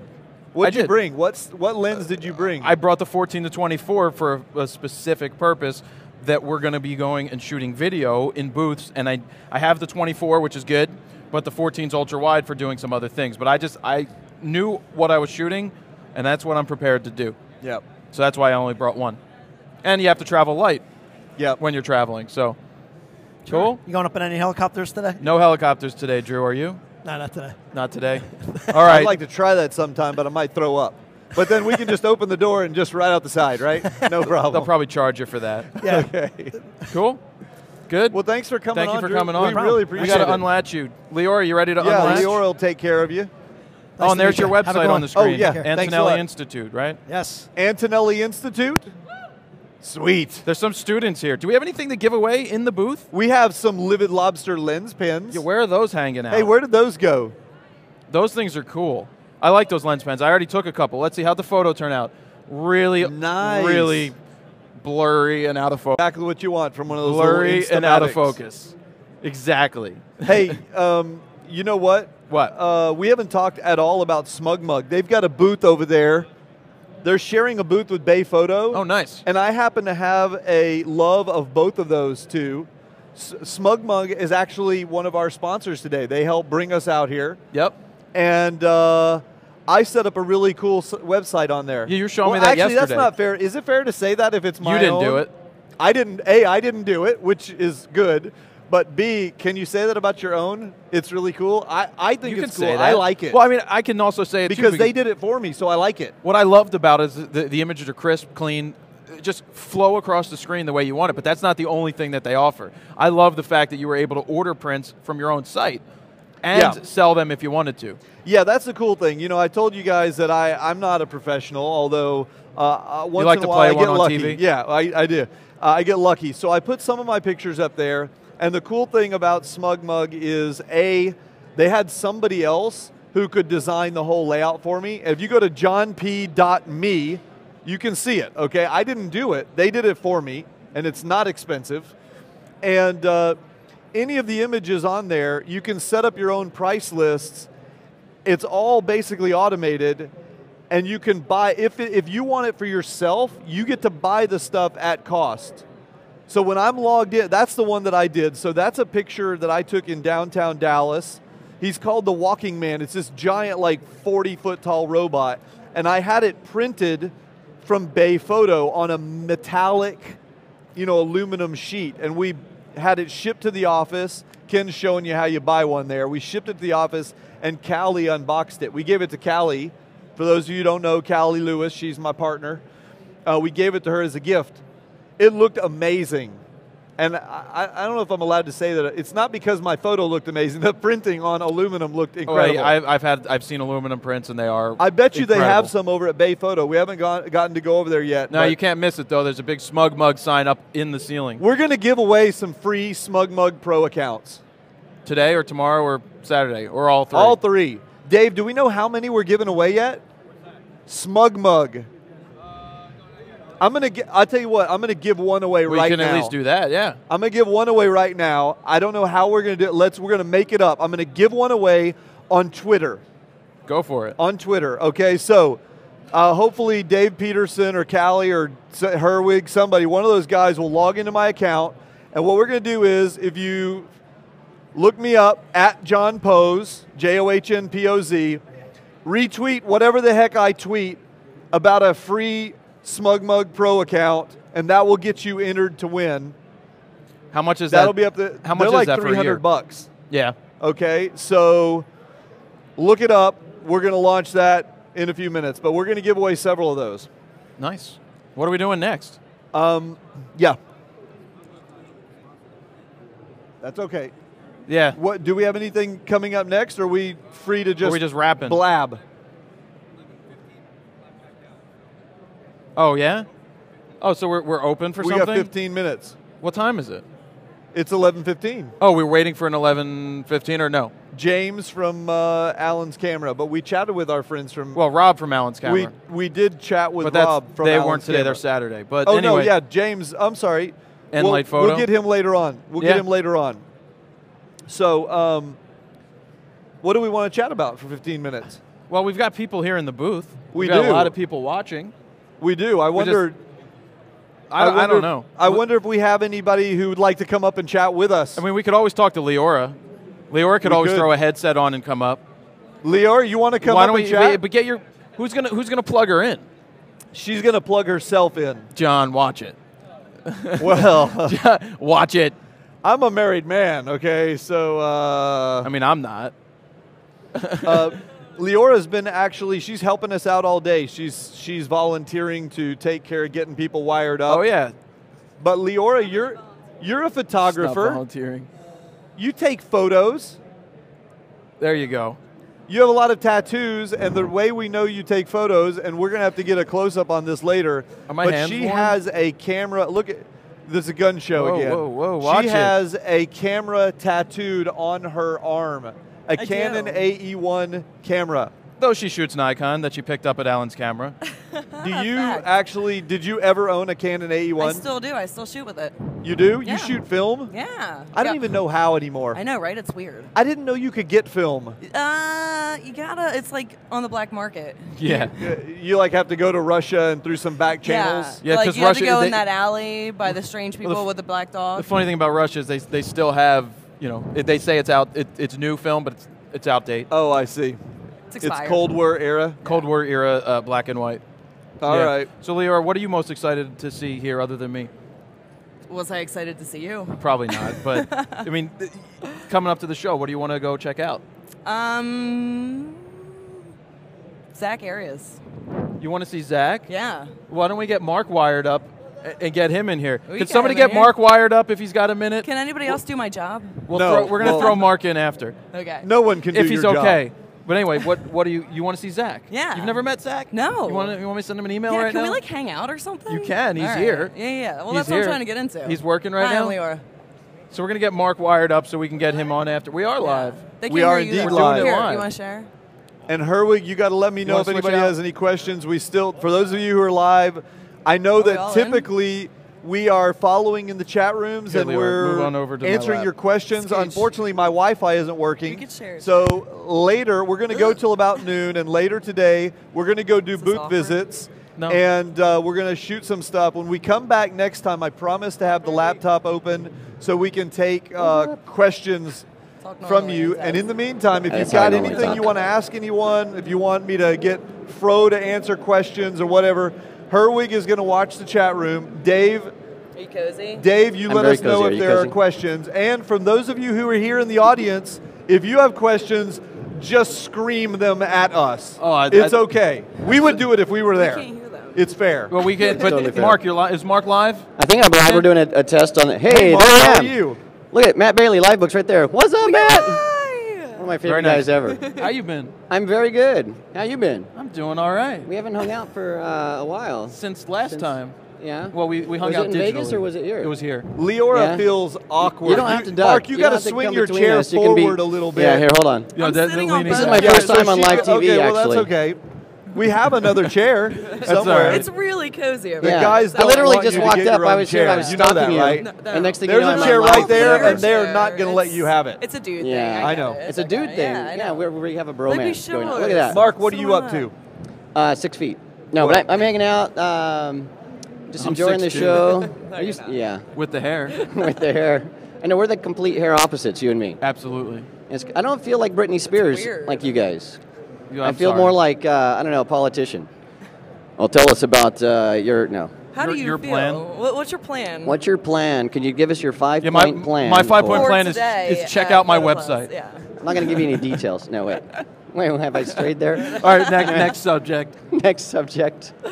So, Mark, introduce yourself to everyone who All doesn't right, know which you. camera is on? This guy right? Yeah. The red with the red I'm Mark lights. Wallace, and I'm a photographer gotta go out of there. Phoenix, Arizona, and I do commercial work, and I do a lot of educational stuff, mainly educational stuff. So I'm on Creative Live, Adorama TV, do stuff for ProPhoto, Seikonic, Pocket Wizard.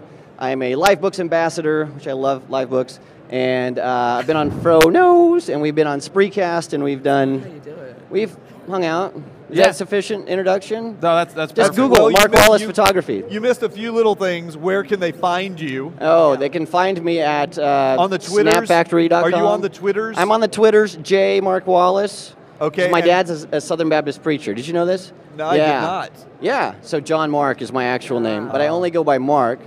And I'm on the Facebook, also J. Mark Wallace, and I am at snapfactory.com. And are you I'm on at- the Google Plus? I am on the Google Plus, which is weird because I didn't really know I was on the Google Plus. Exactly. But it's connected to my YouTube account, and so the first time I logged in, I think I had like like forceful. 10,000 circle friends, something. Wow. Something. It just happens. It like just that. happens. Mark's yeah. a big deal. Yeah, you're like People know famous. him. Yeah, something. I don't know. what- I'm micro famous. In other words, for the is people Somebody that knows know you me, somewhere. I'm really famous. For everybody else, it's kind like, of a oh, big that's the deal. bald guy that looks creepy. But you teach a ton. You put out a Yes. lot of information, helping people out all over the place. Yes. You're still shooting though, right? Still shooting. Yeah, What are we you shoot. shooting? I'm shooting. I do portrait work. Yeah. Almost all exclusive portrait work.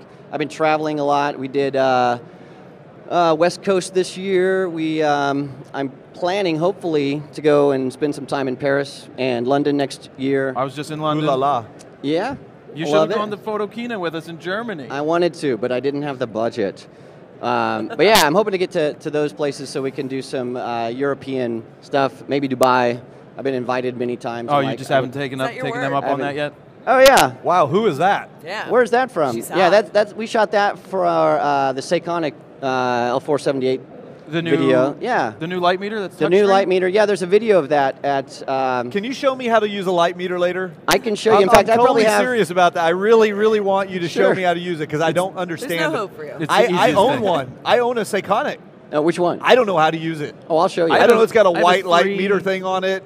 You hold it in your hand. That Is it I don't like know the what little it gray is. one. I I have think the there's small a 6 in the model number. Yeah. Yeah, I don't know. No, there's no. There's- Okay. I don't think there's a 6 anything, but Okay, well, if you can Yeah. show me how to use one, I'd appreciate it. sure, I can show you. Actually, we have on my digital photography one-on-one video. So I've done 150 educational free videos Wow. on Snap Factory. They're all on YouTube, and I think it's a 4-part series on metering. Oh, it's really? TTL metering. It's using a light meter, using a light meter for ambient light, using a light meter in studio, the zone system advanced stuff. So it's about an hour's worth of content, and it's all free. It's on YouTube. Good. If I want to find it on YouTube, can I do like Mark Wallace? YouTube/Snap Factory. Oh, Snap Factory, okay. Or just go to YouTube and say Mark Wallace, and you'll see a couple hundred videos. And if I want the meter, I'll do like Mark Wallace light metering. Probably, yeah. Or maybe understanding how to use a light meter. You'll find it. I think. Light meter.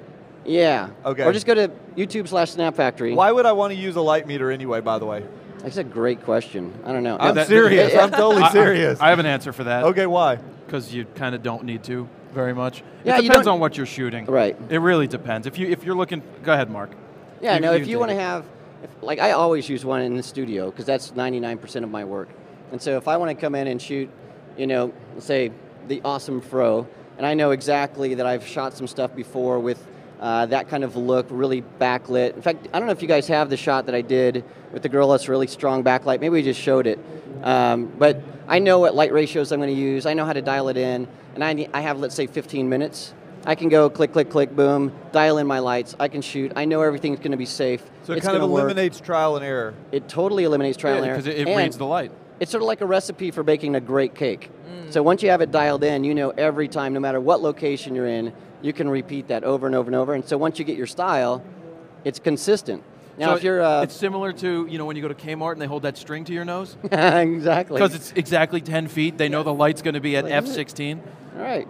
The string method. I've seen the string method quite a bit. And now you're using that in the studio with studio strobe lights and stuff. Yeah. Does it do me any good, like, out in the field if I'm just using little speed lights? Does that work, or is it used? It can, and TTL was invented just for that situation. Yeah. And so that's TTL's strength, through the lens metering. So normally when I'm outside shooting with speed lights, I just rely on the internal meter in my camera. You don't really mess with it, yeah. Right, unless I have like a really strong backlight and I'm worried about having my blacks get totally overblown and losing detail, things like that, then I can say, hey, I've got this massive sun coming in and I can just meter on your face, and then I know this is going to be exposed correctly. So there's a lot of reasons you'd want to use that, and with practice, you can just sort of choo-choo-choo, and you're done and gone, and it's really good.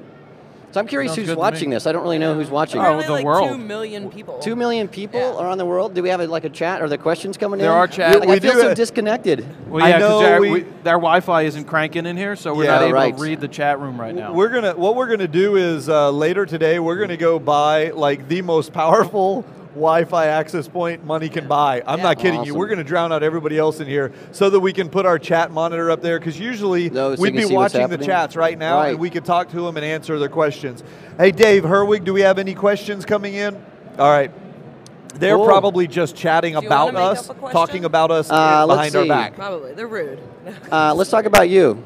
I haven't met you yet. Me? Yeah. Hi, I'm Leora. Hi, Leora. Yeah, we were going to ask Leora some questions. Okay. Where are you from? What do you do? Doylestown. Can I borrow an icebreaker, by the way? Have it. I've been drinking coffee all morning. But you can have it. And I'm like afraid. What did you want to ask Leora? Yeah, what do you want to ask me? Well, I asked about the icebreaker, but other than out. No, what do you shoot? And awesome, this ink is awesome. Thank you. Where did you get the ink?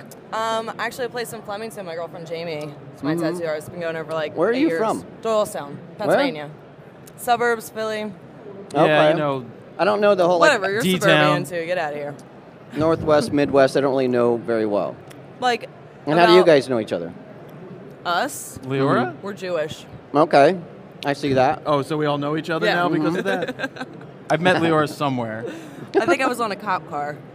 Oh, Leora was on a cop car. That's right. She came to one of the Frodo walks in Philly, and one of her friends so happens to be a cop, a Philly cop. We can't say what car number. No. And she jumped on the hood because she likes attention, and 80 people taking her picture. Yeah. Put a girl on a hood of a car with ink, and People she'll love just it. get People pictures. love it. That's awesome. Yeah, so that's how we became friends. It worked better than when I was on the hood of a police car. I don't know. So you were on the hood, but involuntarily. Nobody paid any attention. No, I've only been arrested I was overseas. screaming and asking for help. It just didn't help. So seriously. Yeah. In Nepal, I've been arrested, I think, 16 times. I've never been arrested overseas. Yeah, but they arrest you there. So it's like, oh, you broke a law for something. We're going to take you to jail. You're under arrest. It's like the dunk tank. And then you have to figure out, like, how am I getting out? Yeah, then you donate some money to their cause, and then the next thing you know, you're not arrested anymore. Yeah. Okay, Mark, what kind of gear do you shoot with? Let's see. Today I'm using my Fujifilm X Pro 1, Ooh, can which I see I it? love. Yeah, I have the X100. X100 is awesome. Tell me why you use that. What's the deal on that camera? It's similar to like a M9. Just Interchangeable how much lenses. difference in I price? know, it's so much money that I don't Yeah, I think it's understand. $6,000 less. Okay. With lens. That's I think this is probably about a good value. $2,500. It's exceptional. It's got amazing low light capabilities. What kind of sensor does this one have in it? M sensor. I don't know. Like a micro four thirds or? I think No, so. it's an APS-C. There you go. APS-C. Yeah. Okay. I should know, but sorry. That's okay. You don't have to. It'll take good pictures, right? So you yeah, got. you know, I do so many videos that people think I'm like a real heavy duty gear guy. I'm really not. You're gear agnostic. I'm gear agnostic, and so I've got a Nikon D3S that I love, that I've shot with since it was released. I've got a Canon 1DS Mark II that I've had for 6 years, I think, that I use a few times a week at least. Now that's interesting that you shoot with one Nikon and one Canon. Yeah, I've got actually a few Canons and a few Nikons. Okay. And and it really depends on what we're doing. And I teach a lot of workshops, so I don't want to bring out an $8,000 camera and say, okay, here's what you should use, because most of my students are not going to have that. Yeah. They're going to have, they're going to have a Digital Rebel or something. But then you have to invest in two different kinds of lenses, one for each camera. Correct. Or each line at least. Nikon has been very generous to me. Okay. And so that investment has been... So that helps. But Canon, they don't give anything to anybody. Canon hasn't really ever talked to me, although I've been a Canon shooter forever. So they barely. Yes, they don't talk to me either. Yeah. I'd love to have a 1DX, but right now it's not happening. But well, you can have about 7 of them over there in the booth. If I run fast enough, I think so. Just grab it. You can do it. But yeah, this guy, the Fuji film, the X Pro 1, I just got this when it came out, and I've been addicted to it because, especially for stuff like this, I love to shoot. And I've got my iPhone, and I like those photos, but they just don't hold up. The dynamic range isn't there. There's all kinds of issues. So this is small enough that I can. It's such an awesome walk. What lens do you have? It's just a total today? Yeah. And I've done commercial shoots with this. Oh yeah. You've done shoots with that? Yeah, I've done advertising and all kinds of stuff. The thing with this is the dynamic range is crazy good. And so if I'm shooting anything where I really want to keep the details in the blacks and make sure the graduation of the shadows are there, this is my go-to camera for that. Do you have to put special lighting on it? What do you use when you light it up? I use all ProPhoto gear. It's just this normal stuff that I use in the studio. Normally D1 heads or the acute 2s. But no, I don't light any differently than I normally would. But it's creamy and awesome, and the bokeh is, as some would say, bokeh-licious. Nice. Yeah, now, what lens did you say is on this one? I'm sorry? What lens is on that one? Right now I've got a 35 millimeter, I believe. Yeah, so I've got a 35, I've got a 60, and I've got, I think it's a 14. Like, is that a 35 millimeter f2.8? It's a 1.4. Oh, it's a 1.4. Yeah, so it's a great low light camera. So tonight I'm doing a photo walk. This is the camera I'm going to bring with me. And actually, I have an SB900 that I throw on here, which is bigger than this camera, I think. Yeah, it is. And I just put that in the A mode, which allows it to just dial in the settings, and it works just fine. So I use a Nikon flash on my Fujifilm camera. The Fuji will control the Nikon in automatic flash mode. Well, the Nikon and the new Canons, they have a built-in light meter. Yeah. And so what you do is you just say, here's the aperture value, here's my ISO, and it will tell you, here's a range. You can shoot within 5 to 20 feet, and the flash is going to figure out the correct exposure most of the time. Okay. So it's not using TTL metering. I've got a video about that on my YouTube channel. There you go. Yeah, so we Check have it out. a Nikon shooting with the Canon flash and a flash shooting with the Nikon flash, and we mix it back and forth. And there you got it. Mark, we're going to kick you out. Oh, Leora, okay. we're going to kick you Awesome. out. We got to move on to the next guest. Awesome. Thanks for Mark, thank you for running by, though. Yeah, I wasn't meeting you. anticipating being on the live show, but Well, you look great. I mean, your And we're makeup's here- perfect I today. know. thank you very much. I Somebody touched told me him up today, a they little said, bit. you look much younger in real life than on camera. You Is that look. a And I compliment thought, or an insult? I'm How not sure old do to I take that. look? I don't know, 'Cause- 32. No, that's a compliment. 48. I'm in my 60s. Yes. Nobody knows that. Nobody knows it. Yeah. I won't All right, tell but anybody. we're actually live tomorrow, right? We Tomorrow are morning. live tomorrow. For 15 minutes? We That's just crazy. did like 15 minutes. We just did. We oh, can I do didn't know you another. were coming on tomorrow. What? I didn't know I didn't look at the schedule. But Mark, you have to let our lovely assistant up because she has No, to you go don't and get to get get up. someone Yeah, Okay. I have to do jobs. Thanks. and things. hooked Mark, up. thank We'll you. see you. Thanks for We'll having chat me with on. you later on. Okay. And We'll see then you we're later. ready for the next. Don't forget to unclip yourself, Leora. I know. She's I a know. pro. She's a pro. She knows. She knows. Fro knows. She's a pros. All Where right. we at? Where we Why at? We do gotta we move have the all cameras. these cameras? What, Oh, you what is took this my one? camera. Okay. Where'd I Okay, get you know, it? you said earlier that's a what, a D600? D600 Nikon. And you've got a bigger one right here. A D4. A D4. Why do you carry both of those? Well, What's the difference? Well, $4,000. Yeah, okay. One's a little more expensive than the other, but to me, I like using the top of the line Pro body. That's just my thing. But now that Nikon put out this D600, an affordable full frame camera that I really have been using a lot for the last 3 weeks, because it's getting the job done with a really, really good full frame sensor that's giving me great video and great stills. So I've been pulling this out more often than this. Excellent. We have actually another very special guest today with us, James Baylog. Did I say your last name right? You did. Excellent. My last name is impossible. Posazides? Nobody gets it. That's why they just call me John P. So, but thanks for coming by. We know you are a busy man here at the show today. Oh boy, it's been a circus, but it's been a great circus. Yeah, the film Chasing Ice, which is a documentary about what I've been doing the past 6 years, has just been released. It's about to start its theatrical run in New York next week. Really? So there's a lot of promotion and craziness going on around it. It's pretty exciting, and I've got meetings just, wall to wall, day after day after day. And you're speaking when? I'm speaking on Saturday. I think that whole block of events starts at noontime, where I'm giving a 45-minute presentation. We're doing a screening of the film, and then I'm doing a Q&A and a book signing. So it'll be, I think it's supposed to be roughly noontime to about 3 o'clock on Saturday. Wow, that's cool. Oh, so we've got the Chasing Ice up on the screen over there. Nice. Okay, I have to ask you a question. This is a film. Yes. But you're a photographer. Yes. How does that work? I mean, you started in photography and you kind of turned into a videographer. No. What tell us the backstory on this? Yeah.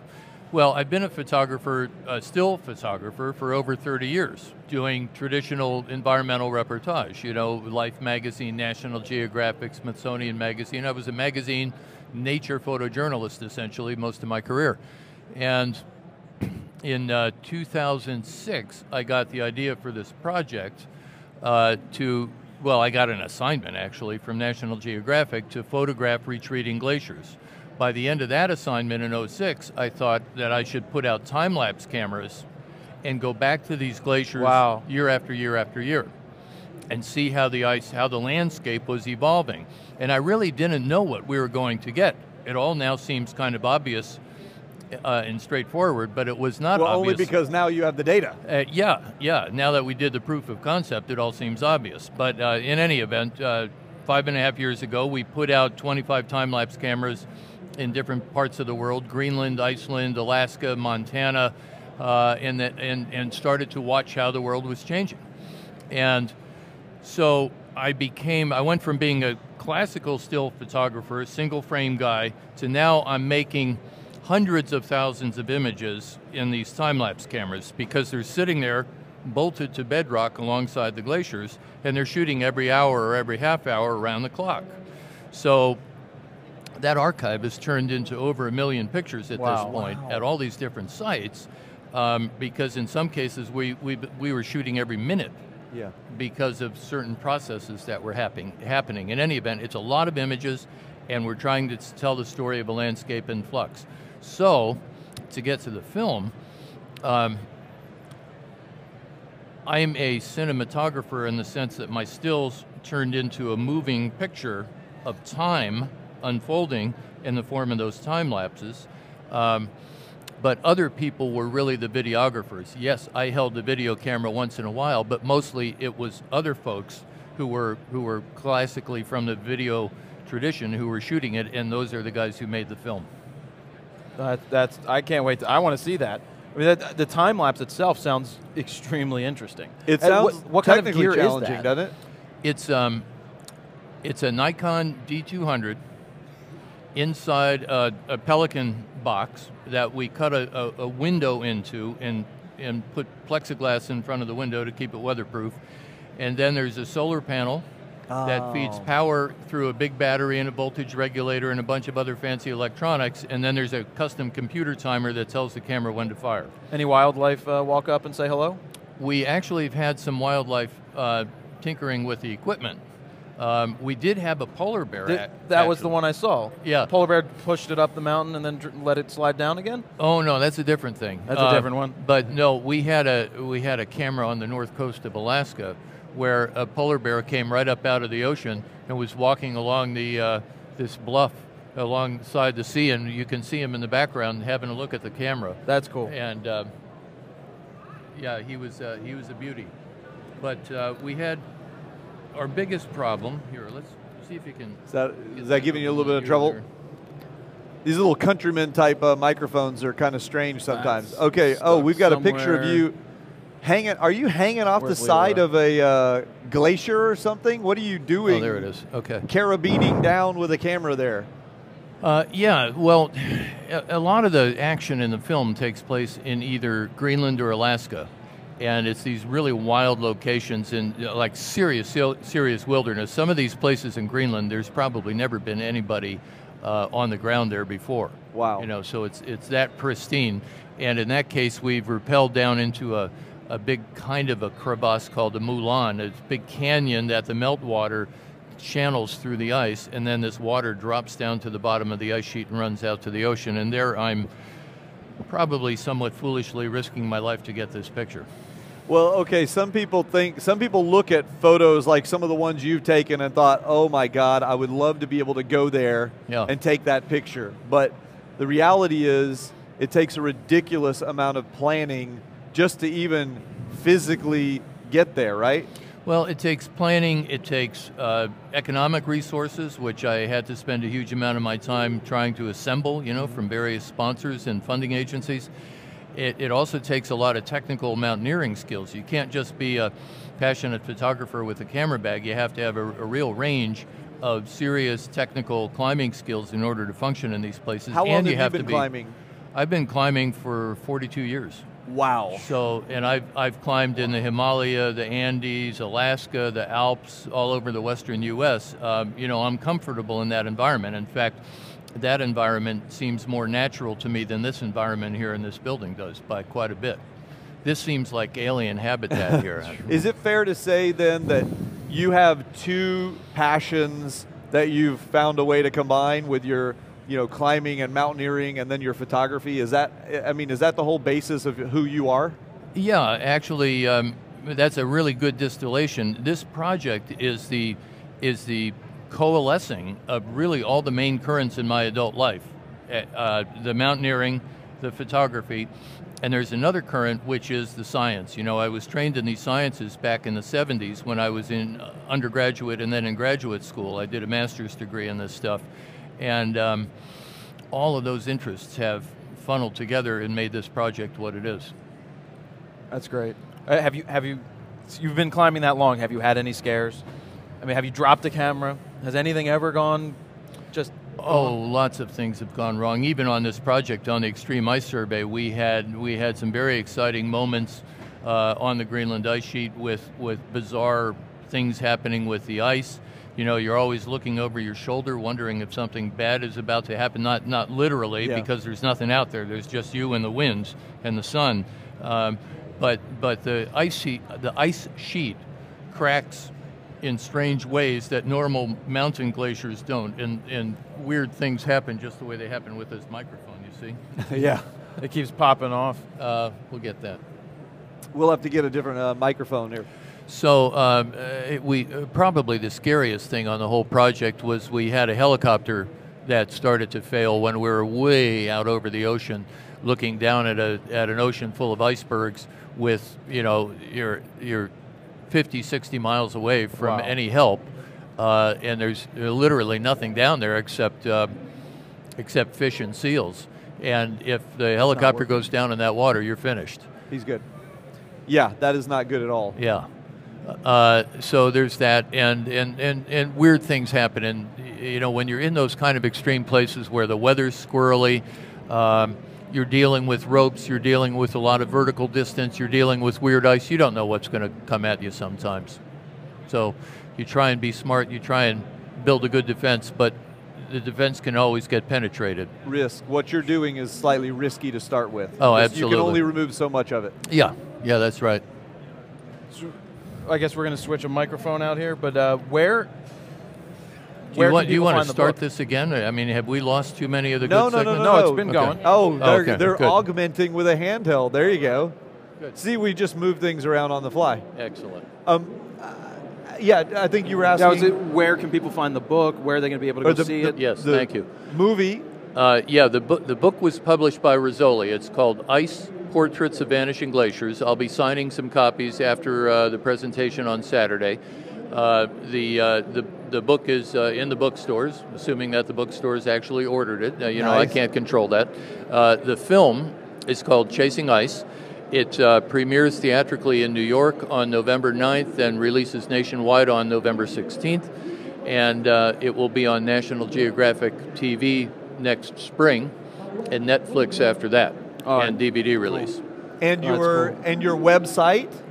Oh, yes. Lest I forget, yes, we have a website, earthvisiontrust.org and extremeIceSurvey.org. One of the things I'm most excited about here is that, and I've wanted to do this for 20 years, we founded a new philanthropic organization, a 501c3 called Earth Vision Trust, which is meant to be a visual voice for our changing planet. Okay, we're in a period of historic, monumental natural change right now at a greatly accelerated rate compared to what natural processes do. And it's been accelerated by human impact. So there's a basically limitless number of stories out there in the world that we can be telling through pictures and video and words to communicate this historic change to the general public. So Earth Vision Trust is devoted to telling those stories. And the Extreme Ice Survey that we're talking about, this glacial project, is just one of many projects that we are doing and want to keep doing as the years go on. Can anybody purchase any prints? Absolutely. There's fine art prints. Yes, definitely. And those go towards helping fund the organization? Yeah, absolutely. They're a key part of the funding stream to keep this creature alive. I mean, it's a really expensive operation. We've got incredible field costs. To give you some idea, the cheapest helicopters in Greenland are $5,000 an hour. Wow. An hour? Yeah, an hour.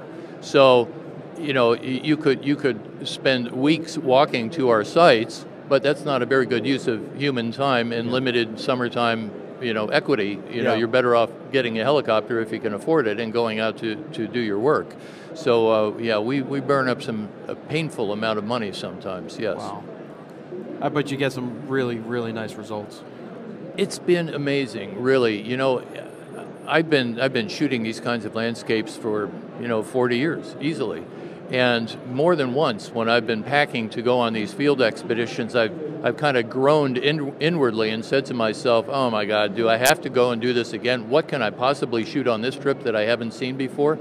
And every single trip, something new and amazing happens. It's this continual process of discovery, just seeing new things as you go deeper and deeper and deeper into the reality of what the world is. It's really a magical mystery tour in its own way. There you go, magical mystery tour. There's a lot of people who are watching who are amateurs, okay? And they'd like to do more.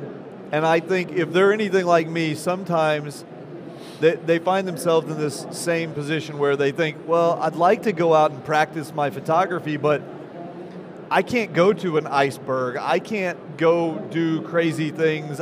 There's nothing for me to photograph. I mean, how do you get over that? Well, I think it's important to recognize that you don't always have to be questing out over some distant horizon to do something beautiful and amazing.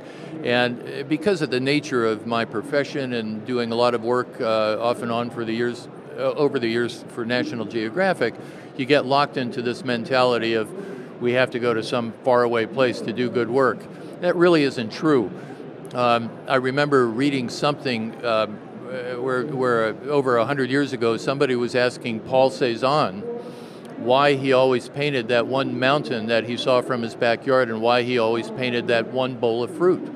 Yeah. And his answer was, there's basically a limitless universe of possibilities in the smallest objects, and they are in your backyard. It's a question of your perception and your seeing. So the point for all photographers is you don't have to go wandering over the far horizon. Yes, that is what I do. Yes, it's glamorous and exciting and adventurous, but that isn't necessary. There are great things close by you, and the the trick of it is to open your heart, your eyes, and your mind to seeing what's around you and trying to explore that as well if you're so inclined. I happen to be inclined towards the faraway, wild places, but that isn't necessarily the case for everybody.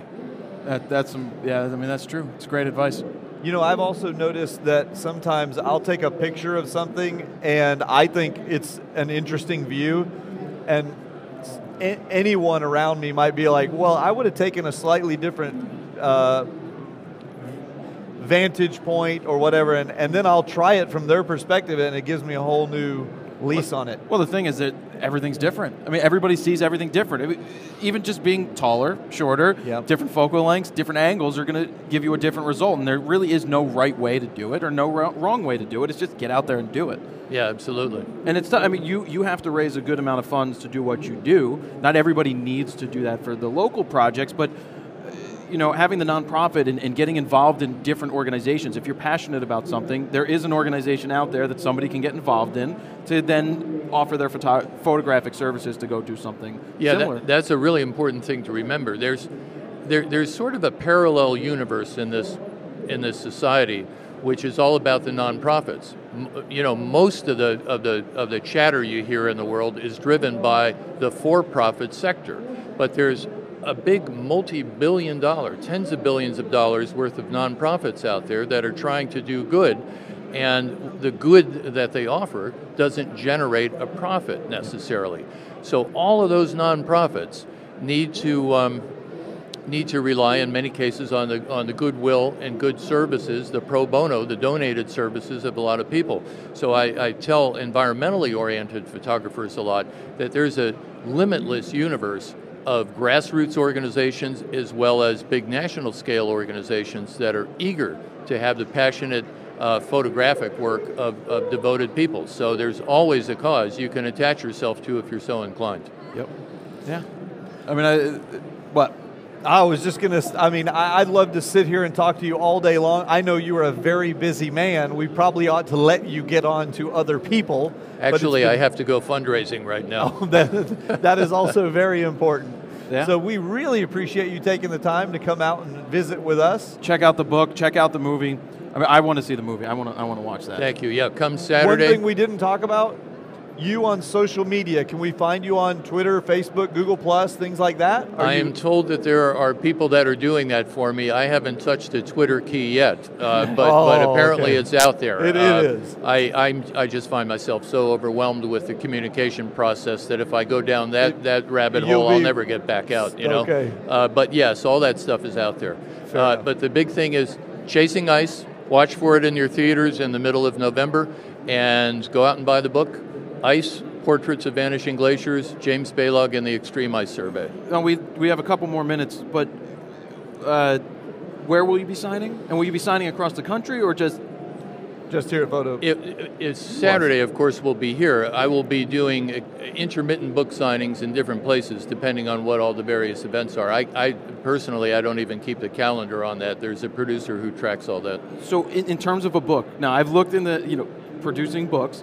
There's a lot that has to go into the right paper, the right people to produce this. Were you heavily involved in finding the right solution for that? Well, yeah, absolutely. Rizzoli had approached me several years ago wanting to be the publisher of this book, and they've turned out to be a fabulous publisher.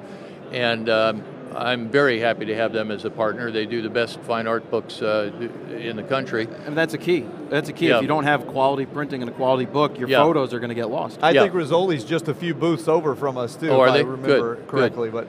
Well, and the other big thing was I wanted to have what's called FSC paper, Forest Stewardship Council paper, and it's a recycled paper.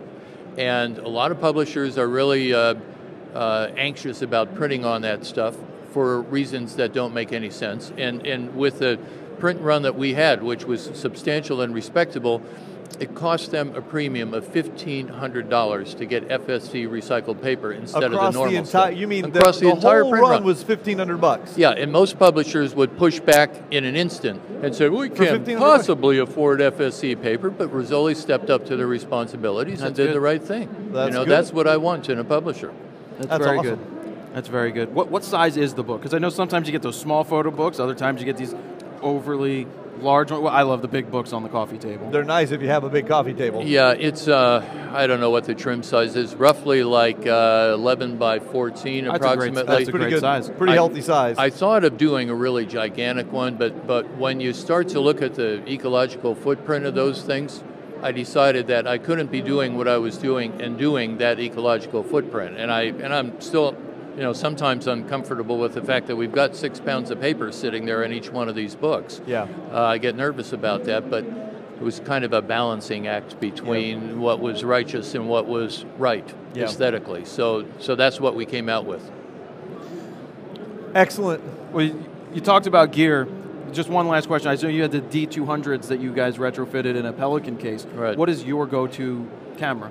I use a Nikon D3 all the time. I love that camera. I mean, these things are just bomber, incredibly strong. And I've been using Nikons since about 1981. I was born in 1981, by the way. Really? Yeah. Yeah. And I've just been amazed at how durable Nikon cameras are. When I was working on the tree project in about 11, 12, 13 years ago, I was out in situations where it was cold, it was rainy, there was a lot of dust, a lot of grit got in those cameras, and I knew I had to shoot digitally for the first time, and I had never done any digital photography before, and I was highly skeptical of whether or not electronic driven cameras could function properly in that kind of an environment. And I was happily surprised to discover that I had not one single hiccup from the Nikon D1X during that project. Wow. And then I was on Nikon D2Xs and then on and on and on. I mean, the stuff really, really works. It's amazing. Although, in all fairness, Canon also builds some good stuff, and it's very reliable and everything. It doesn't matter what you shoot with; it's what you do. Exactly. No, it's nothing. Canon makes great cameras too. There's no question. It just happens to be Nikon is what I know and what I use. Most of the people we're talking to, that's the case. I shoot Canon, but I'm kind of rare. A lot of people really love the Nikons. It's split all across the board. The key thing is what's in your head and what's in your heart. That's what you're really after. And we photographers tend to spend too much time thinking about the hardware, not thinking enough about the software that's inside. Yep. But it all matters. It all counts. It's all important. These are really amazing tools that have activated a lot of possibilities in the creative world that didn't exist 10 or 15 years ago. Absolutely. Indeed. Well, thank you so much. Thank you, guys. We appreciate you taking care of the stewardship of our environment, and B, I am seriously looking forward to the film. I want to see all that hard work you put into the stop motion photography, etc. And we'll go check out the book. Sounds good. All right, have a good show. Thank you very much. Take care. Yep, Thank you. Yep. That's awesome stuff. I can't wait to see that movie. I love that, and the sound of the just having all of the time lapse going. The time lapse is really, really amazing. I mean, the fact that they had to custom manufacture all those devices to stick out in the middle of the frozen wasteland, it's technically amazing to start with. And that you can come back and find it. I'm just going to do this. I haven't done this in a while, just poof it up and all that. So we have another guest ready to come on? We do, from Wacom here. Did they bring me a Cintiq? I don't see anything currently in his hands. Did they give it to Ari? How are you, sir? A Cintiq. Good, how you doing? I'm John, and this is Jared. Jared, nice to meet you. Doug, nice to meet you, Doug. John, how you doing? Thanks for coming on. You know what? Everybody knows your stuff. But we do have some new photographers watching, and they think mostly about cameras, and they probably don't realize there are tools that can be used with the computer. And you guys build some of those tools. Tell us about them. Well, we actually create a bunch of different tools for different types of photographers as well. So enthusiasts, professionals, we make a full line of products for everybody. So if you're just a novice and you want to have fun editing digital photos, we have our Bamboo series of product, which are fabulous. They're available, throughout the country, throughout the world. And these are tablets. They're tablets that we'd plug into our machine. And correct. What do you do with it? You can plug them into any computer, PC or Mac, and you're actually working with a pen. So the pen actually becomes your mouse, if you will. And we have something that's called absolute positioning. So when you go up to the upper right-hand corner of your tablet, your cursor will be at the upper right-hand of your screen. And it's just a very, very easy, intuitive, and natural way to work. So when you start to work with programs like Photoshop or any of the other creative applications, it becomes real precise and real natural. And a lot of people never go back to a mouse again. That's Jared, true. do you That's use a true. tablet? I do not use a tablet. I don't do a lot of post-processing when it comes to Well, that's true. touching up. Now, Yeah. you know, if I was an illustrator or doing things like that, they come in handy. And then you see the Cintiq screens. Am I saying it right? Oh yeah, Cintiq, yep. That's Tell us about the Cintiq. The Cintiq, we have two actual new Cintiqs at the show this week. So if you're swinging by our booth, it's 1235 is our booth number. It's at the back of the hall here, so please swing by. Yeah, come by. Yeah. So we're showing two new Cintiqs. We have the Cintiq 22 HD. Well, first let's tell them what a Cintiq is. A Cintiq is an interactive pen display, so instead of using one of our desktop tablets, you're actually working directly on screen. So you're actually working on the image. Let me put that in different words for everybody. It is a monitor. Correct. That you can draw right on. Exactly. Essentially. Yep, that's the simplest way to look at it. Yep. So it becomes your interface, your human interface with your computer and with everything you're working with. Now I've got one of your tablets. It's a big one. I'm sorry, I don't remember the model numbers. It's big, it's black, it's like this big. It's probably the Intuos. Yeah. Yep. Get your mind out of the gutter. It's about this big. Yeah, it's an Intuos, like a 5 or something like that. Correct. Okay. And it's really big. And so when I'm using Photoshop, I can take a pen, I pull up the image, I take a pen, and I draw over here. Now, personally, it took me a lot of practice because I want to touch the screen. Right. But I'm having to draw on the tablet and watch the screen. It takes a little coordination. Yeah, there's a little cerebral gymnastics going on when you're using one of our desktop tablets. And what I recommend for people that have never used a tablet, put your mouse in the drawer for 2 or 3 days and just concentrate on using the pen. Because there is definitely a learning curve, because you're actually unlearning the mouse, if you will. Yeah. Because we're so used to pushing and pulling a mouse that we forget that there's actually different tools out there that might be better, and the Wacom pen is actually a cool tool to use. But if you find that you still have too much difficulty learning to coordinate like that, then you get a Cintiq.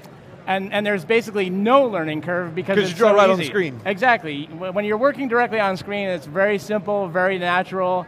That's why you see industrial designers, animators, game development, everybody uses a Cintiq now in a variety of creative applications, from Photoshop to Illustrator, all the way to Maya, Rhino, Mudbox.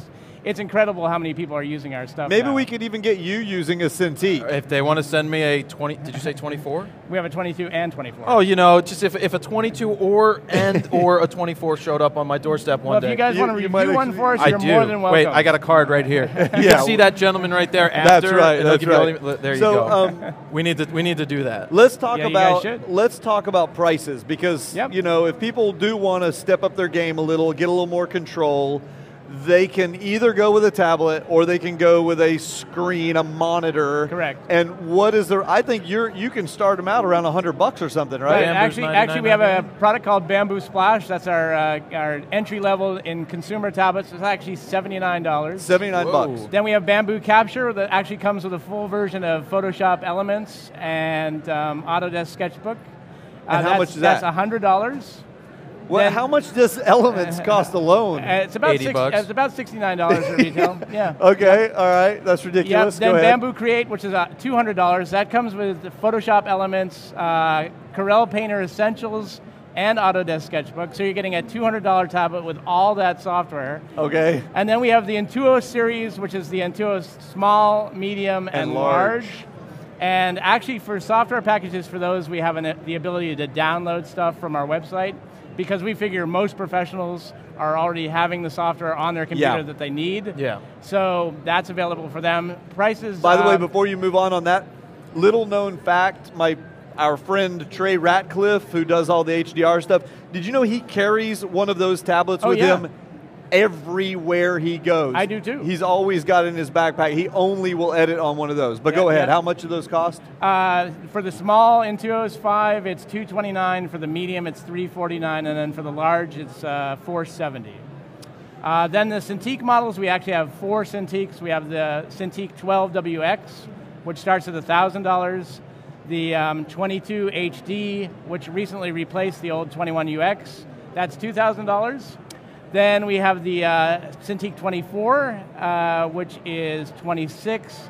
And then the new Cintiq 24 HD, which combines both pen and touch right on the screen. That's $3,700. That's only $3,700. I'll take 3. Yeah, Right. basically. Why yeah. not? But yeah. I mean, when your job depends on getting it right, these design firms that are using these things are doing huge jobs that they need to use this type of tablet. Absolutely, the Cintiq. You know, we have people write to us all the time, telling us about the ROI of a Cintiq, and it basically pays for itself in about a month or 2 months. Yep. Because you're working that much faster. And with all of our non-dominant hand features on the tablet as well, you're able to take all your shortcuts, all your modifiers that you normally are going to the keyboard for, place them right on the tablet surface, and you can just work so much faster. Yeah. Let's see, how do you decide which one to go with? I mean, do you find that people will start with a Bamboo and then outgrow that at some point? Sometimes, yeah, that happens. You know, and actually, you know, we do have differentiation on our product for that very reason, so that somebody that is using a Bamboo and then they try an Intuos or think about using an Intuos, once they make that switch, you know, they're probably going to stick with that product. I mean, I think that if I had a 24-inch Cintiq on my desk, I'd probably keep it. Yeah. Oh, yeah. Absolutely. Yeah, that's a hint. But you hey, probably, it's not the first time. Yeah, I know. But you probably also need one of the. If you get used to that, then the problem is you need like the 12-inch one to take around with you, because now you're so spoiled. You know, you need the other. By the way, like the I can imagine the big ones certainly draw a lot of power. The small one, like a 12-inch. I guess you could take it around with you. Do you still have to plug it into the wall? It needs a 110 outlet or what? The 12-inch is, you know, I would call it semi-portable. Yep. There's still some cables that you have to haul around, but you can fit it in a laptop bag or a backpack. Carry it with you. Yeah, absolutely. Did I hear correctly that we're going to actually do a giveaway? We are. We're nice. So what are we going to give away? We're going to give away an Intuos 5 small tablet, retail value $229. So whoever writes in or however you're handling this, we'll send it right from our warehouse. Do you have your Twitter? What's your Twitter? Wacom. At WACOM. Yep. So why don't you guys go on to my Twitter feed? That's a good idea. idea. When you go and tweet it out, make sure you put, hey, I would love that at Wacom tablet. Yeah. Hashtag what?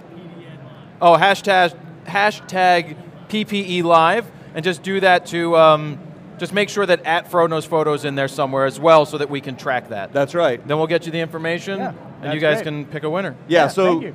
go to and I'll retweet yours also. Sure. So follow one of our, get on one of our Twitters and then retweet that. Yeah, all they have to do is make sure that at FroKnowsPhoto is in there, and then at Wacom. Right. Wacom? It's Wacom, Wacom. At Wacom, because I know that at Wacom, Yeah, make sure that that's in there as well, so we can search for it. Comes from the Japanese word wa for harmony and com for computer. So harmony between humans and technology. Well, there you go. So you learn something new every day. Let me ask you this. What's in the funnel? What's coming next that you can talk about?